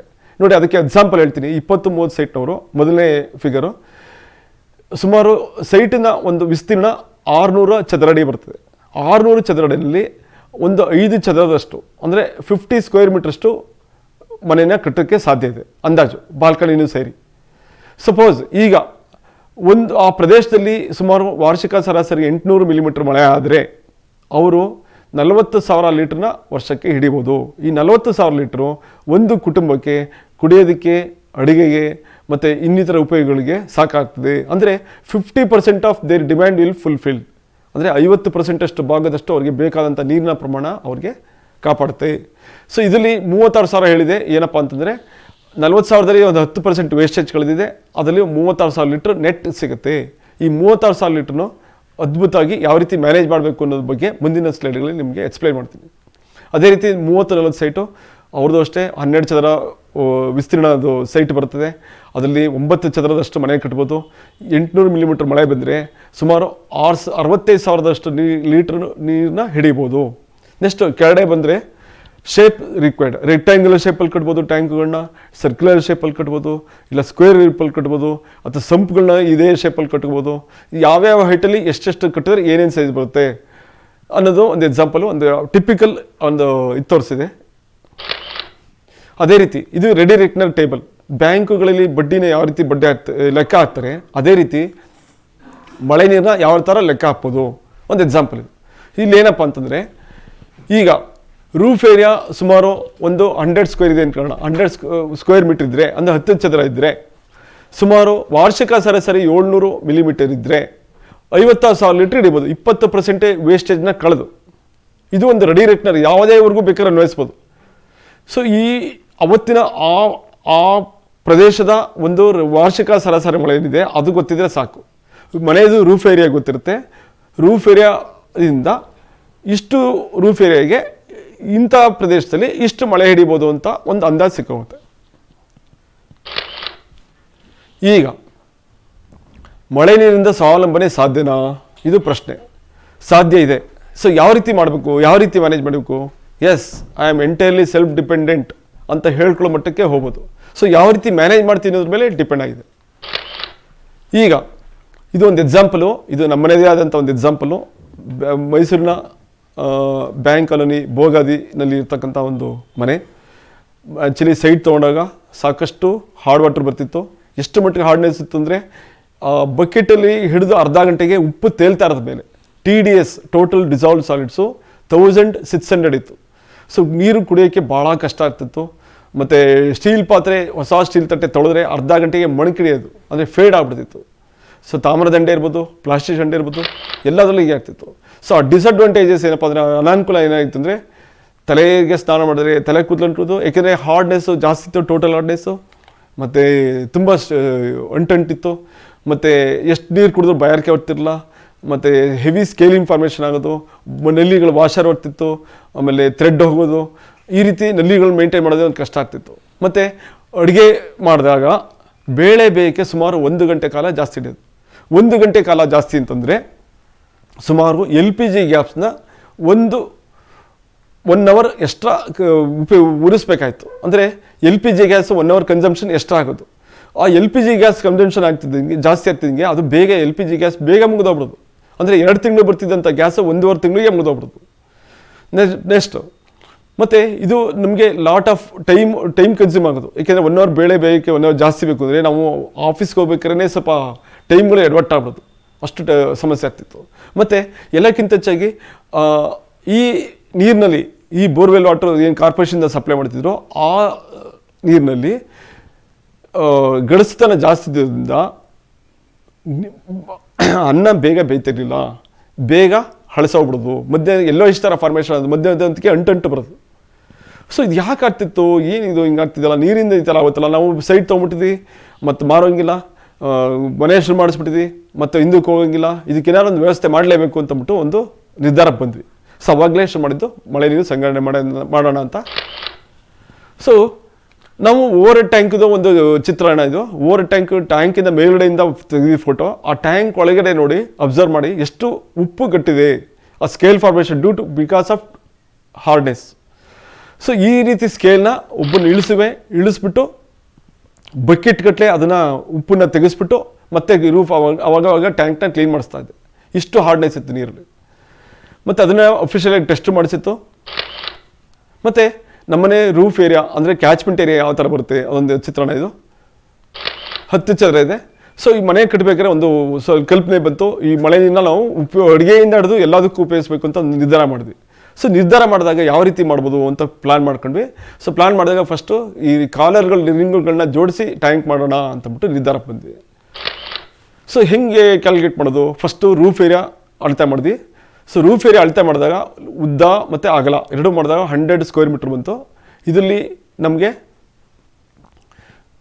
ಮೈಸೂರಿನಲ್ಲಿ 800 ಮಿಲಿಮೀಟರ್ ಮಳೆ ಆಗ್ತದೆ. ಈ 800 ಮಿಲಿಮೀಟರ್ ಮಟ್ಟಿಗೆ 80,000 ಲೀಟ್ರಷ್ಟು ನೀರನ್ನ ಹಿಡಿಯಬೋದು ಅಂತ ಗೊತ್ತಾಯಿತು. ಅದರಲ್ಲಿ 10% ವೇಸ್ಟೇಜ್ ನೀರು ಕಳೆದ್ವಿ. ಏಕೆಂದರೆ ಮೊದಲನೇ ಮಳೆಯಲ್ಲಿ ಮತ್ತು ಸಣ್ಣ ಮಳೆಯಲ್ಲಿ ಹಿಡಿಯೋಕ್ಕಾಗಲ್ಲ. ಮತ್ತು ಮಳೆಯ ಆರಂಭದ ಹಂತಗಳಲ್ಲಿ ಅಂದರೆ ಮೊದಲನೇ 5 ನಿಮಿಷ 10 ನಿಮಿಷ ಹಿಡಿಯೋಕ್ಕಾಗಲ್ಲ. ಅಂಥ ಟೈಮಲ್ಲಿ ಮಳೆಯಿಂದ ಔಟ್ಸೈಡ್ ಬಿಡಬೇಕಾಗತ್ತೆ. ಅದನ್ನು 10% ವೇಸ್ಟೇಜನ್ನು ಕಳೆದಿದೆ. ಸೊ ಹೀಗಾಗಿ ನೆಟ್ ಕ್ವಾಂಟಿಟಿ 72,000 ಲೀಟ್ರ್ ಹಿಡಿಬೋದು ಅಂತ ಒಂದು ಅಂದಾಜು ಬಂತು. ನೆಕ್ಸ್ಟ್ ಇದರಿಂದ 72,000 ಲೀಟ್ರಿಗೆ ಎಷ್ಟು ಸೈಜ್ ಆಫ್ ಟ್ಯಾಂಕ್ ಎಷ್ಟು ಕಟ್ಟಬೇಕು ಅಂತ ಪ್ರಶ್ನೆ ಬಂತು. ಸೊ ನಮಗೆ ಅನ್ನಿಸ್ತು 20 to 25% ಅಷ್ಟು ಟ್ಯಾಂಕ್ ಮಾಡಿದ್ರೆ ತುಂಬ ಒಳ್ಳೆಯದು, ಯುಟಿಲೈಸೇಷನ್ ಜಾಸ್ತಿ ಇರುತ್ತೆ ಅನ್ನೋ 14,000 ಲೀಟ್ರಷ್ಟು ಅಂದಾಜು ಮಾಡಿದ್ವಿ. ಯಾವ ರೀತಿ ಮಾಡಿದ್ವಿ ಅನ್ನೋದು ಪ್ರಶ್ನೆ. ಈಗ ರೂಫ್ ಲೆವೆಲ್ ಬೀಳ್ತಕ್ಕಂಥ ನೀರನ್ನ ಸೀದಾ ಟ್ಯಾಂಕ್ ಬಿಟ್ಕೊಂಡಿದೆ. ಸೊ ಟ್ಯಾಂಕಿಂದ ಫಿಲ್ಟರ್ ಆಗಿ ಬರ್ತದೆ. ಸೊ ಟ್ಯಾಂಕಿಂದ ತೊಗೊಂಬಂದಿದ್ದ ನೀರನ್ನ ಫಿಲ್ಟರ್ ಆಗಿ ನೀರು ಸ್ಟೋರ್ ಆಗುತ್ತೆ, ವರ್ಷ ಪೂರ್ತಿ ಇಡ್ಬೋದು. ಸಿಮೆಂಟ್ ಟ್ಯಾಂಕ್ ಅದು. ಸೊ ಅದು ಅಡುಗೆ ಮನೆಗೆ ನೇರವಾಗಿ ಕನೆಕ್ಷನ್ ತೊಗೊಂಡಿದೆ. ಸೊ ಅಡುಗೆ ಮನೆಯಲ್ಲಿ ಟ್ಯಾಪ್ ಓಪನ್ ಮಾಡಿದ್ರೆ ಸಾಕು ನೀರು ಬರುತ್ತೆ. ಇಲ್ಲಿ ಇನ್ನೊಂದೇನು ವಿಶೇಷ ಅಂದರೆ ಮನೆಯ ಒಂದು ಕೇವಲ 25 ರೂಫಿನ ಒಂದು 25% ರೂಫ್ ಏರಿಯಾ ಮಾತ್ರ ಅಡುಗೆ ಮನೆ ತೊಗೊಂಡಿರೋದು. ಅಂದರೆ 1000 ಲೀಟರ್ ಒಂದು ಕೆಪಾಸಿಟಿ ಕಟ್ಟಿದ್ವಿ. ಇನ್ನು ಮಿಕ್ಕಿದ್ದನ್ನು ಏನು ಮಾಡಿದ್ವಿ, 75% ಅಷ್ಟು ಭಾಗ 5,000 ಲೀಟ್ರ್ ಟ್ಯಾಂಕು ಹಿಂಭಾಗ ಇರ್ತಕ್ಕಂಥ ಒಂದು 5,000 ಲೀಟ್ರ್ ಟ್ಯಾಂಕ್ ಹೋಗ್ಬಿಡುತ್ತೆ. That is above ground level. So above ground level ಇದ್ದಾಗ ಏನಪ್ಪ ಅಡ್ವಾಂಟೇಜ್ ಅಂದರೆ ನಮಗೆ ಎಸ್ಪೆಷಲಿ ಕುಡಿಯೋದಕ್ಕೆ ಇದಕ್ಕೆ ಅಡುಗೆಗೆ ವರ್ಷ ಪೂರ್ತಿ ಮಳೆ ನೀರು ಕುಡಿಯೋದಕ್ಕೆ ಅಡುಗೆ ಉಪಯೋಗಿಸೋದ್ರಿಂದನೂ ಸಹ ನಮಗೆ 24/365 ರೀತಿಯಲ್ಲಿ ಆಪ್ರೇಷನ್ ಆಗ್ತಾಯಿದೆ. ನಾವು ಸಾಮಾನ್ಯ ಕೇಳಿದ್ವಿ 24/7 ಅಂತ. ಸೊ 24/7 ಸ್ಕೀಮ್ ಏನೋ ಚೆನ್ನಾಗಿದೆ ಇಲ್ಲ ಅಂತಲ್ಲ, ಆದರೆ ಆ ಸ್ಕೀಮ್ಗೆ ಬೇಕಾಗುವಂತಹ ನೀರಿನ ಪ್ರಮಾಣ ಲಭ್ಯತೆ ಭಾಳ ಮುಖ್ಯ. ಸೊ ಇಲ್ಲಿ ನಮಗೆ ಲಭ್ಯತೆ ಗ್ಯಾರಂಟಿ ಇದೆ. ಏಕೆಂದರೆ ನಾವು ಸುಮಾರು 2003 ಮಾಡಿಸಿದ್ದು, ಈಗ 2020 ಸುಮಾರು 17 ವರ್ಷದಿಂದ ಉಪಯೋಗಿಸ್ತಾ ಇದ್ವಿ. ತುಂಬ ಚೆನ್ನಾಗಿ ಬರ್ತಾಯಿದೆ. ಸೊ ಈ ನೀರು ಟ್ಯಾಂಕಿಗೆ ಸ್ಟೋರ್ ಆದಂಥ ನೀರು ಮತ್ತೆ ಹೋಗಿ ಓವರ್ಫ್ಲೋ ಆಗುತ್ತೆ. ಓವರ್ಫ್ಲೋ ಆಗಿ ಮುಂದ್ಗಡೆ ಮನೆಯ ಮುಂಭಾಗದಲ್ಲಿ ಇರ್ತಕ್ಕಂಥ ಸಂಪಿಗೆ ಬಂದುಬಿಡುತ್ತೆ. ಆರ್ ಮಾರ್ಕ್ ತೋರಿಸಿದೆ, ಅಲ್ಲಿ 6,000 ಲೀಟ್ರ್ ಕೆಪಾಸಿಟಿ ಟ್ಯಾಂಕು ಅಲ್ಲಿಗೆ ಬಂದು ಬೀಳುತ್ತದೆ. ಸೊ 5,000 ಲೀಟ್ರ್ ಟ್ಯಾಂಕ್ನ ಎಬೋವ್ ದಿ ಗ್ರೌಂಡ್ ಲೆವೆಲ್ ಕಟ್ಟಿದೆ. ಇಲ್ಲಿ ನೋಡಿ, ಸೊ ಇದು ಅಡುಗೆ ಮನೆಯದು. ಸೊ ಬೀಳ್ತಕ್ಕಂಥ ನೀರು ಫಿಲ್ಟರ್ ಆಗುತ್ತೆ, ಫಿಲ್ಟರ್ ಆಗಿ ಸ್ಟ್ಯಾಂಡ್ ಟು ಸ್ಟೋರ್ ಆಗುತ್ತೆ. ಸೊ ನಮಗೆ ಎಂಡ್ ಕ್ಯಾಪನ್ನ ಓಪನ್ ಮಾಡಿರ್ತೀವಿ ಆಲ್ವೇಸ್. ಸೊ ಬಂದಂಥ ನೀರನ್ನ ಸ್ಟಾರ್ಟಿಂಗು ರೂಫಿಂದ ಈಚೆ ಬಿಡ್ತೀವಿ, ಮತ್ತೆ ಬಂದು ಎಂಡ್ ಕ್ಯಾಪ್ ಕ್ಲೋಸ್ ಮಾಡ್ತೀವಿ, ಮತ್ತೆ ರೈಸ್ ಆಗುತ್ತೆ, ಮತ್ತು ಟ್ಯಾಂಕ್ ಫಿಲ್ಟರ್ ಆಗಿ ಸ್ಟೋರ್ ಆಗುತ್ತೆ. ಈ ರೀತಿ ಒಂದು ವ್ಯವಸ್ಥೆ ನಡೀತಾ ಇದೆ. ಸೊ ಮಳೆ ನೀರಲ್ಲಿ ತೊಳೆದಾಗ ಯಾವ ಥರ ನಮ್ಮ ಏರಿಯಾದಲ್ಲಿ ಕಾರ್ಪೊರೇಷನ್ ಸಪ್ಲೈದು ಬೋರ್ವೆಲ್ ನೀರಲ್ಲಿ ತೊಳೆದಾಗ ಯಾವ ಥರ ಆಗುತ್ತೆ. ಈಗ ನಮಗೆ ಪ್ರಶ್ನೆ ಬಂದಿದ್ದೇನಪ್ಪ ಅಂದರೆ ಆ ಮಳೆ ನೀರನ್ನ ಟ್ಯಾಂಕಿಂದ ಬರ್ತಕ್ಕಂಥ ಮಳೆ ನೀರನ್ನ ಕೆಳಗಡೆ ಇರ್ತಕ್ಕಂಥ ಒಂದು ಬಿಳಿ ಟ್ಯಾಪ್ನಲ್ಲಿ ಇದೆಯಲ್ಲ, ಆ ನೀರಲ್ಲಿ ಹಿಡಿದು ಬಿಂದಿಗೆಯಲ್ಲಿ ಹಿಡಿದು ಒಂದು ಫಿಲ್ಟರ್ಗೆ ಹಾಕಿರ್ತೀವಿ. ಆ ಫಿಲ್ಟ್ರು ಸಿಂಪಲ್ ಫಿಲ್ಟ್ರು, ಕ್ಯಾಂಡಲ್ ಫಿಲ್ಟರ್ದು. ಆ ಫಿಲ್ಟ್ರು ಹಾಕೊಂಡಾಗ ಅದರಲ್ಲಿ ನೀರು ಶೋಧಕವಾಗಿ ಬರುತ್ತೆ, ಅದನ್ನು ಕುಡಿಯೋದಕ್ಕೆ ಅಡುಗೆ ಉಪಯೋಗಿಸ್ತಾ ಇದ್ವಿ. ಇಲ್ಲಿ ಏನಪ್ಪ ವಿಶೇಷ ಅಂದರೆ ಈ ನೀರು ವರ್ಷಗಟ್ಟಲೆ ಇಟ್ಟರು ಕೆಡಲ್ವಾ ಅಂತ ಒಂದು ಪ್ರಶ್ನೆ. ನೀರು ಕೆಡೋದಿಲ್ಲ, ಒಂದು ಮಿನರಲ್ಸ್ ಇರಲ್ಲ. ಇದ್ರ ಬಗ್ಗೆ ಒಂದು ಡೌಟ್ ಬಂದಿದ್ದೇನಪ್ಪ ಅಂದರೆ ಇದರಲ್ಲಿ ಮಿನರಲ್ಸ್ ಇರಲ್ಲ. ಸೊ ಮಿನರಲ್ಸ್ ಇಲ್ಲ ಅಂತಂದಮೇಲೆ ಹೆಂಗೆ ಉಪಯೋಗಿಸೋದು, ಮನುಷ್ಯನ ಆರೋಗ್ಯ ಕೆಡತ್ತಲ್ವಾ ಅಂತಂದ್ಬಿಟ್ಟು ಒಂದು ಪ್ರಶ್ನೆ ಬಂತು. ಇದಕ್ಕೆ CFTRI central food research laboratory ಮೈಸೂರಿನಲ್ಲಿದೆ, ಕೇಂದ್ರೀಯ ಸಂಸ್ಥೆ ಅದು. ಅಲ್ಲಿ ಸೈಂಟಿಸ್ಟ್, ಅಲ್ಲಿ ವಿಜ್ಞಾನಿಗಳನ್ನ ಕನ್ಸಲ್ಟ್ ಮಾಡಿ ಕೇಳಿದಾಗ ಅವ್ರು ಹೇಳಿದ್ರು, ನೀವು ದವಸ ಧಾನ್ಯಗಳನ್ನ ಉಪಯೋಗಿಸ್ತೀರಾ, ಹಣ್ಣು ಹಂಪಲುಗಳನ್ನ ಉಪಯೋಗಿಸ್ತೀರಾ, ತರಕಾರಿಗಳನ್ನ ಉಪಯೋಗಿಸ್ತೀರಾ. ಸೊ ದವಸ ಧಾನ್ಯಗಳನ್ನ ಉಪಯೋಗಿಸ್ತೀರಾ, ಇವುಗಳ ಮೂಲಕೆಲ್ಲ ನಿಮಗೆ ಬೇಕಾದಂಥ ಫುಡ್ ಮೂಲಕೆಲ್ಲ ನಿಮಗೆ ಬೇಕಾದಂಥ ಒಂದು ಮಿನರಲ್ಸ್ ಆಗಲಿ ಖನಿಜಾಂಶಗಳಾಗಲಿ ಎಲ್ಲ ಸಿಗುತ್ತೆ. So then why do you worry about only from the rain water ಅಂತ ನೀವು ಯಾಕೆ ಪ್ರಶ್ನೆ ಮಾಡ್ಕೊತೀರಾ, ಯು ಗೋ ಹೆಡ್ ಅಂತಂದರು. ಬಟ್ ನಂಗೆ ಆದರೂ ಸಮಾಧಾನ ಆಗಲಿಲ್ಲ. ಸೊ ಅದಕ್ಕೆ ಏನು ಮಾಡಿದೆ, ಇದಕ್ಕೆ ಕೇರಳ ಹೋದಾಗ ಒಂದು ಉತ್ತರ ಸಿಕ್ತು. ಅಲ್ಲಿ ಹರ್ಬಲ್ ವಾಟರ್ ಅಂತ ಬರ್ತಾರೆ, ಔಷಧೀಯ ಸಸ್ಯದ ಮೂಲಕ ಮಾಡ್ತಕ್ಕಂಥ ನೀರದು. ಸೊ ಅಲ್ಲೇನಪ್ಪ ಅಂದರೆ ಲಾವಂಚ, ವೆಟಿವೇರ ಅಂತ ಹೇಳ್ತೀವಿ. ಈ ವೆಟಿವೇರದಿರ್ತಕ್ಕಂಥ ವೆಟಿವೇರದನ್ನ ಫಿಲ್ಟ್ರ್ ಹಾಕ್ಬಿಡ್ತೀವಿ. ಆ ಫಿಲ್ಟ್ರ್ ಮೂಲಕ ಅದು ಪಾಸಾಗಿ ಬರ್ತದೆ. ಅವಾಗ ನೀರಿಗೆ ಒಳ್ಳೆ ಫ್ಲೇವರ್ ಕೊಡುತ್ತೆ, ಫಿಲ್ಟ್ರ್ ಆಗುತ್ತೆ, ನೀರು ರುಚಿಕರವಾಗಿರುತ್ತೆ, ನೀರು ಕೆಡೋದಿಲ್ಲ, ಇದು ತಂಪಾಗಿ ಇಡುತ್ತೆ ಬಾಡಿ. ಎಷ್ಟು ಇದು ಬೇಕು, ಎಷ್ಟು ಅವಶ್ಯಕತೆ ಇದೆ ಅಂದರೆ ಇದು ಲಾವಂಚದ್ದು. ಲಾವಂಚನ ಸುಮಾರು ಸಿವಿಲ್ ಇಂಜಿನಿಯರಿಂಗ್ ಅಪ್ಲಿಕೇಶನ್ಸ್ಗೆ ಭಾಳಷ್ಟು ಯೂಸ್ ಮಾಡ್ತೀವಿ. ಒಂದು ಬಂದೋಬಸ್ತ್ ಮಾಡೋಕ್ಕೆ, ಏರಿಗಳನ್ನ ಬಂದೋಬಸ್ತ್ ಮಾಡೋಕ್ಕೆ ಬೇಕು. ಮತ್ತು ಕರಾವಳಿ ಪ್ರದೇಶದಲ್ಲಿ ಇದನ್ನು ಮ್ಯಾಟ್ನ ಹಾಕ್ತಾರೆ, ಕಾರಲ್ಲಿ ಸೀಟ್ಗೆ ಮ್ಯಾಟ್ ಮಾಡ್ತಾರೆ, ತಲೆಗೆ ಟೋಪಿಯನ್ನು ಹಾಕ್ತಾರೆ, ಕಾಲಿಗೆ ಚಪ್ಪಲಿಯನ್ನು ಈ ಲಾವಂಚದ ಬೆರನಲ್ಲೇ ಉಪಯೋಗಿಸ್ತಾರೆ. ಇದು ನಮ್ಮ ಬಾಡಿಯಿಂದ ಭಾಳ ತಂಪಾಗಿರುತ್ತೆ. ಎಲ್ಲಕ್ಕಿಂತ ಮಿಗಿಲಾಗಿ ಬೆಸ್ಟ್ ಎಕ್ಸಾಂಪಲ್ ಅಂದರೆ ಕೊಂಕಣ ರೈಲ್ವೆ ಅನ್ನೋ ಒಂದು ಪ್ರಾಜೆಕ್ಟಲ್ಲಿ ಅಲ್ಲಿ ಎಂಬ್ಯಾಕ್ಮೆಂಟ್, ಮಣ್ಣಿನ ಏರಿಗಳ ಮೇಲೆ ಸಾಕಷ್ಟು ಕಡೆ ರೈಲ್ವೆ ಲೈನ್ ಹೋಗಿದೆ. ಆ ರೈಲ್ವೆ ಲೈನಲ್ಲಿ ಮಣ್ಣಿನ ಏರಿಗಳನ್ನ ಸ್ಟ್ರೆಂಥನ್ ಮಾಡೋಕ್ಕೆ ಈ ಲಾವಂಚಗಳನ್ನ ಸಿಕ್ಕಾಬಟ್ಟೆ ಬೆಳೆಸಿದ್ದಾರೆ. ಈ ಲಾವಂಚ ಬೆಳೆದಷ್ಟೇ ಆ ಬಂಡು ಸ್ಟ್ರೆಂತ್ ಆಗುತ್ತೆ, ಬಂದೋಬಸ್ತ್ ಆಗುತ್ತೆ, ಅಷ್ಟು ಪ್ರಾಮುಖ್ಯತೆ ಇದೆ. ಇದು ಬೇರ್ನ ಒಣಗಿಸ್ಬಿಟ್ಟು ತೊಳೆದ್ಬಿಟ್ಟು ಒಣಗಿಸಿದ್ರೆ ಸಾಕು. ಸೊ ಇದರಲ್ಲಿ ಬೇರೆ ಬೇರೆ ವಿವಿಧ ಅಪ್ಲಿಕೇಶನ್ಸ್ ಇದೆ. ಇದು ಮಣ್ಣಿನ ಏರಿ ಇರ್ಬೋದು, ಕೆರೆ ಏರಿ ಇರ್ಬೋದು, ಬದುಗಳಿರ್ಬೋದು, ಎಲ್ಲ ಕಡೆಯೂ ಬೆಳೆಸ್ಬೋದು. ನೆಕ್ಸ್ಟ್ ಈಗ ಒಂದು ಪ್ರಶ್ನೆ, ಈ ಫಿಲ್ಟ್ರ್ ಅಂತಿಂಥ ಫಿಲ್ಟ್ರಲ್ಲ, ಈ ಫಿಲ್ಟ್ರ್ ಉಪಯೋಗಿಸೋಷ್ಟು ಮಾಡಿದ್ಮೇಲೆ ನಮಗೆ ಕ್ಲಾಗಿಂಗೇ ಇಲ್ಲ. ಅಂದರೆ ಫಿಲ್ಟ್ರನ್ನ ಪದೇ ಪದೇ ಕ್ಲೀನ್ ಮಾಡೋಗುತ್ತಿಲ್ಲ. 6 ತಿಂಗಳಿಗೆ ಒಂದು ಸರಿ ಕ್ಲೀನ್ ಮಾಡಿದ್ರೆ ಸಾಕು. ಮಳೆ ನೀರಲ್ಲಿ ನಮಗೆ ಒಂದು ಸರಿ ಮಧ್ಯದಲ್ಲಿ ಯಾವಾಗಲೂ ಒಂದು ಸರಿ ನೀರು ಶಾರ್ಟೇಜ್ ಆಗಿ 1-2 ತಿಂಗಳು ಕಬಿನಿ ನೀರನ್ನ ಉಪಯೋಗಿಸೋಂಥ ಪರಿಸ್ಥಿತಿ ಬಂತು. ಆ ಕಬಿನಿ ನೀರನ್ನ ನಾವು ಈ ಫಿಲ್ಟ್ರಲ್ಲಿ ಉಪಯೋಗಿಸಿದಾಗ ಸುಮಾರು 10-15 ದಿವಸಕ್ಕೆ ಕ್ಲಾಗಿಂಗ್ ಆಗ್ಬಿಟ್ಟು ಬ್ಲಾಕ್ ಆಗ್ಬಿಟ್ಟು ನೀರೇ ಫಿಲ್ಟರ್ ಆಗಿಲ್ಲ. ಅಂದರೆ you just imagine what is the quality of rain water, what is the quality of this Kabini water. ಅಂದರೆ ಒಂದು ಕಂಪ್ಯಾರಿಸನ್, ಒಂದು ಚಿತ್ರಣ ಸಿಗ್ತದೆ ನನಗೆ. ಸೊ ಈಗ ಬಾತ್ರೂಮ್ ಕಡೆ ಬಂದರೆ 75% ಅಷ್ಟು ನೀರು ಈ ಟ್ಯಾಂಕ್ ಬರುತ್ತೆ. ಅಂದರೆ ಹಿಂಭಾಗ ಒಂದು ಟ್ಯಾಂಕ್ ಕಾಣ್ತದೆ, ಒಂದು ಸಿಮೆಂಟ್ ಟ್ಯಾಂಕು, ಅಲ್ಲಿ ಬಂದು ಬೀಳುತ್ತೆ. ಇದು ಎಬೋವ್ ದಿ ಗ್ರೌಂಡ್ ಲೆವೆಲ್ ಇದೆ. ಸೊ ಗ್ರಾವಿಟೇಷನಲ್ ಫೋರ್ಸಲ್ಲೇ ಬರ್ತದೆ. ಸೊ ಬಂದಂಥ ನೀರು ನೆಕ್ಸ್ಟ್ ಓವರ್ಫ್ಲೋ ಆಗುತ್ತೆ ಅಂದ್ಬಿಟ್ಟು ಓವರ್ಫ್ಲೋ ಪೈಪ್ ತಂದು ಸಂಪಿಗೆ ಕನೆಕ್ಟ್ ಮಾಡಿದೆ. ಆ ಸಂಪಿಂದ ಬಂದಿದ್ದ ನೀರು ಮತ್ತೆ ರೀಚಾರ್ಜ್ಗೆ ಔಟ್ಸೈಡ್ ಬಿಡ್ತಾ ಇದೆ. ಇಲ್ಲಿ ಇನ್ನೊಂದೇನು ವಿಶೇಷ ಅಂದರೆ ಬರ್ತಕ್ಕಂಥ ನೀರು ಸೀದಾ ಫಿಲ್ಟ್ರ್ ಬಿಟ್ಟು ಆಮೇಲೆ ಟ್ಯಾಂಕ್ ಬಿಡ್ತದ್ದು. ಮತ್ತು ಆ ಟ್ಯಾಂಕಿಂದ ಒಂದು ಔಟ್ಲೆಟ್ ಪೈಪ್ನ ತೊಗೊಂಡು ಸೀದಾ ಬಾತ್ರೂಮ್ ಒಳಗೆ ಬಿಟ್ಟಿದೆ. ಸೊ ವಿಶೇಷ ಅಂದರೆ ನಾವು ಮಳೆ ನೀರು ಹಿಡಿಯೋಕ್ಕೋಸ್ಕರ ಔಟ್ಸೈಡ್ ಹೋಗೋಕ್ಕಿಲ್ಲ, ಮನೆ ಒಳಗಡೆ ಮನೆಯಲ್ಲಿ ಟ್ಯಾಪ್ ಮೂಲಕ ನೀರು ಸಿಗುತ್ತೆ. ಈ ಬಾತ್ರೂಮಲ್ಲಿ ಇರ್ತಕ್ಕಂಥ ನೀರು ನಮಗೆ ಸುಮಾರು ವಾರ್ಷಿಕವಾಗಿ ಪ್ರೆಸೆಂಟ್ ಈಗಿನ ಸ್ಥಿತಿಯಲ್ಲಿ ಸುಮಾರು ನಮಗೆ 8ರಿಂದ 9 ತಿಂಗಳ ಕಾಲ ಸ್ನಾನದ ಬಳಕೆಗೆ ಬರ್ತಾ ಇದೆ. ಸೊ ಮಳೆ ನೀರನ್ನ ನಾವು ಶೋಧನೆ ಮಾಡೋಕ್ಕೆ ಭಾಳ ಸಿಂಪಲ್ ಇದು ಸಾಕು. ಒಂದು ಮರಳಿನ ದಿಂಬು ಅಥವಾ ಸ್ಪಂಜ್ ಆದರೆ ಸಾಕು. ಇದಕ್ಕೆ ಇದ್ದಲು ಆಗಲಿ ಅಥವಾ ಈ ಜಲ್ಲಿನೂ ಬೇಕಾಗಿಲ್ಲ. ಸೊ ಇದಕ್ಕೆ ಏನು ಮಾಡ್ಬೋದು, ಸಿಂಪಲ್ ಆಗಿದ್ದರೆ ಆ ಮರಳಿನ ಮೂಲಕ ಪಾಸ್ ಆಗೋದ್ರೇ ಸಾಕು, ಸುಮಾರಷ್ಟಿದಾಗುತ್ತೆ. ಸ್ಪಂಜು ಒಳ್ಳೆ ಕೆಲಸ ಮಾಡುತ್ತೆ. ಏನಪ್ಪ ಅಂತಂದರೆ ಆ ಸ್ಪಂಜಿನ ಮೂಲಕ ಬಂದಂಥ ನೀರು ಈ ಸಣ್ಣ ಸಣ್ಣ ಮೈನ್ಯೂಟ್ ಗ್ರ್ಯಾನ್ಯುಲಸ್ ಏನಿದ್ರೆ, ಏನಾದ್ರು ಕಲ್ಮಶಗಳ ಅಂಶ ಇದ್ದರೆ ಕ್ಲೀನಾಗಿ ಹಿಡಿದಿಟ್ಕೊಳುತ್ತೆ. ಅದನ್ನು ವಾಶ್ ಮಾಡ್ಬೋದು, ಮತ್ತೆ ಫಿಟ್ ಮಾಡ್ಬೋದು. ಈಸಿ ಟು ಮೇಂಟೈನ್, ಭಾಳ ಈಸಿಯಾಗಿ ನಿರ್ವಹಣೆ ಮಾಡ್ಬೋದು.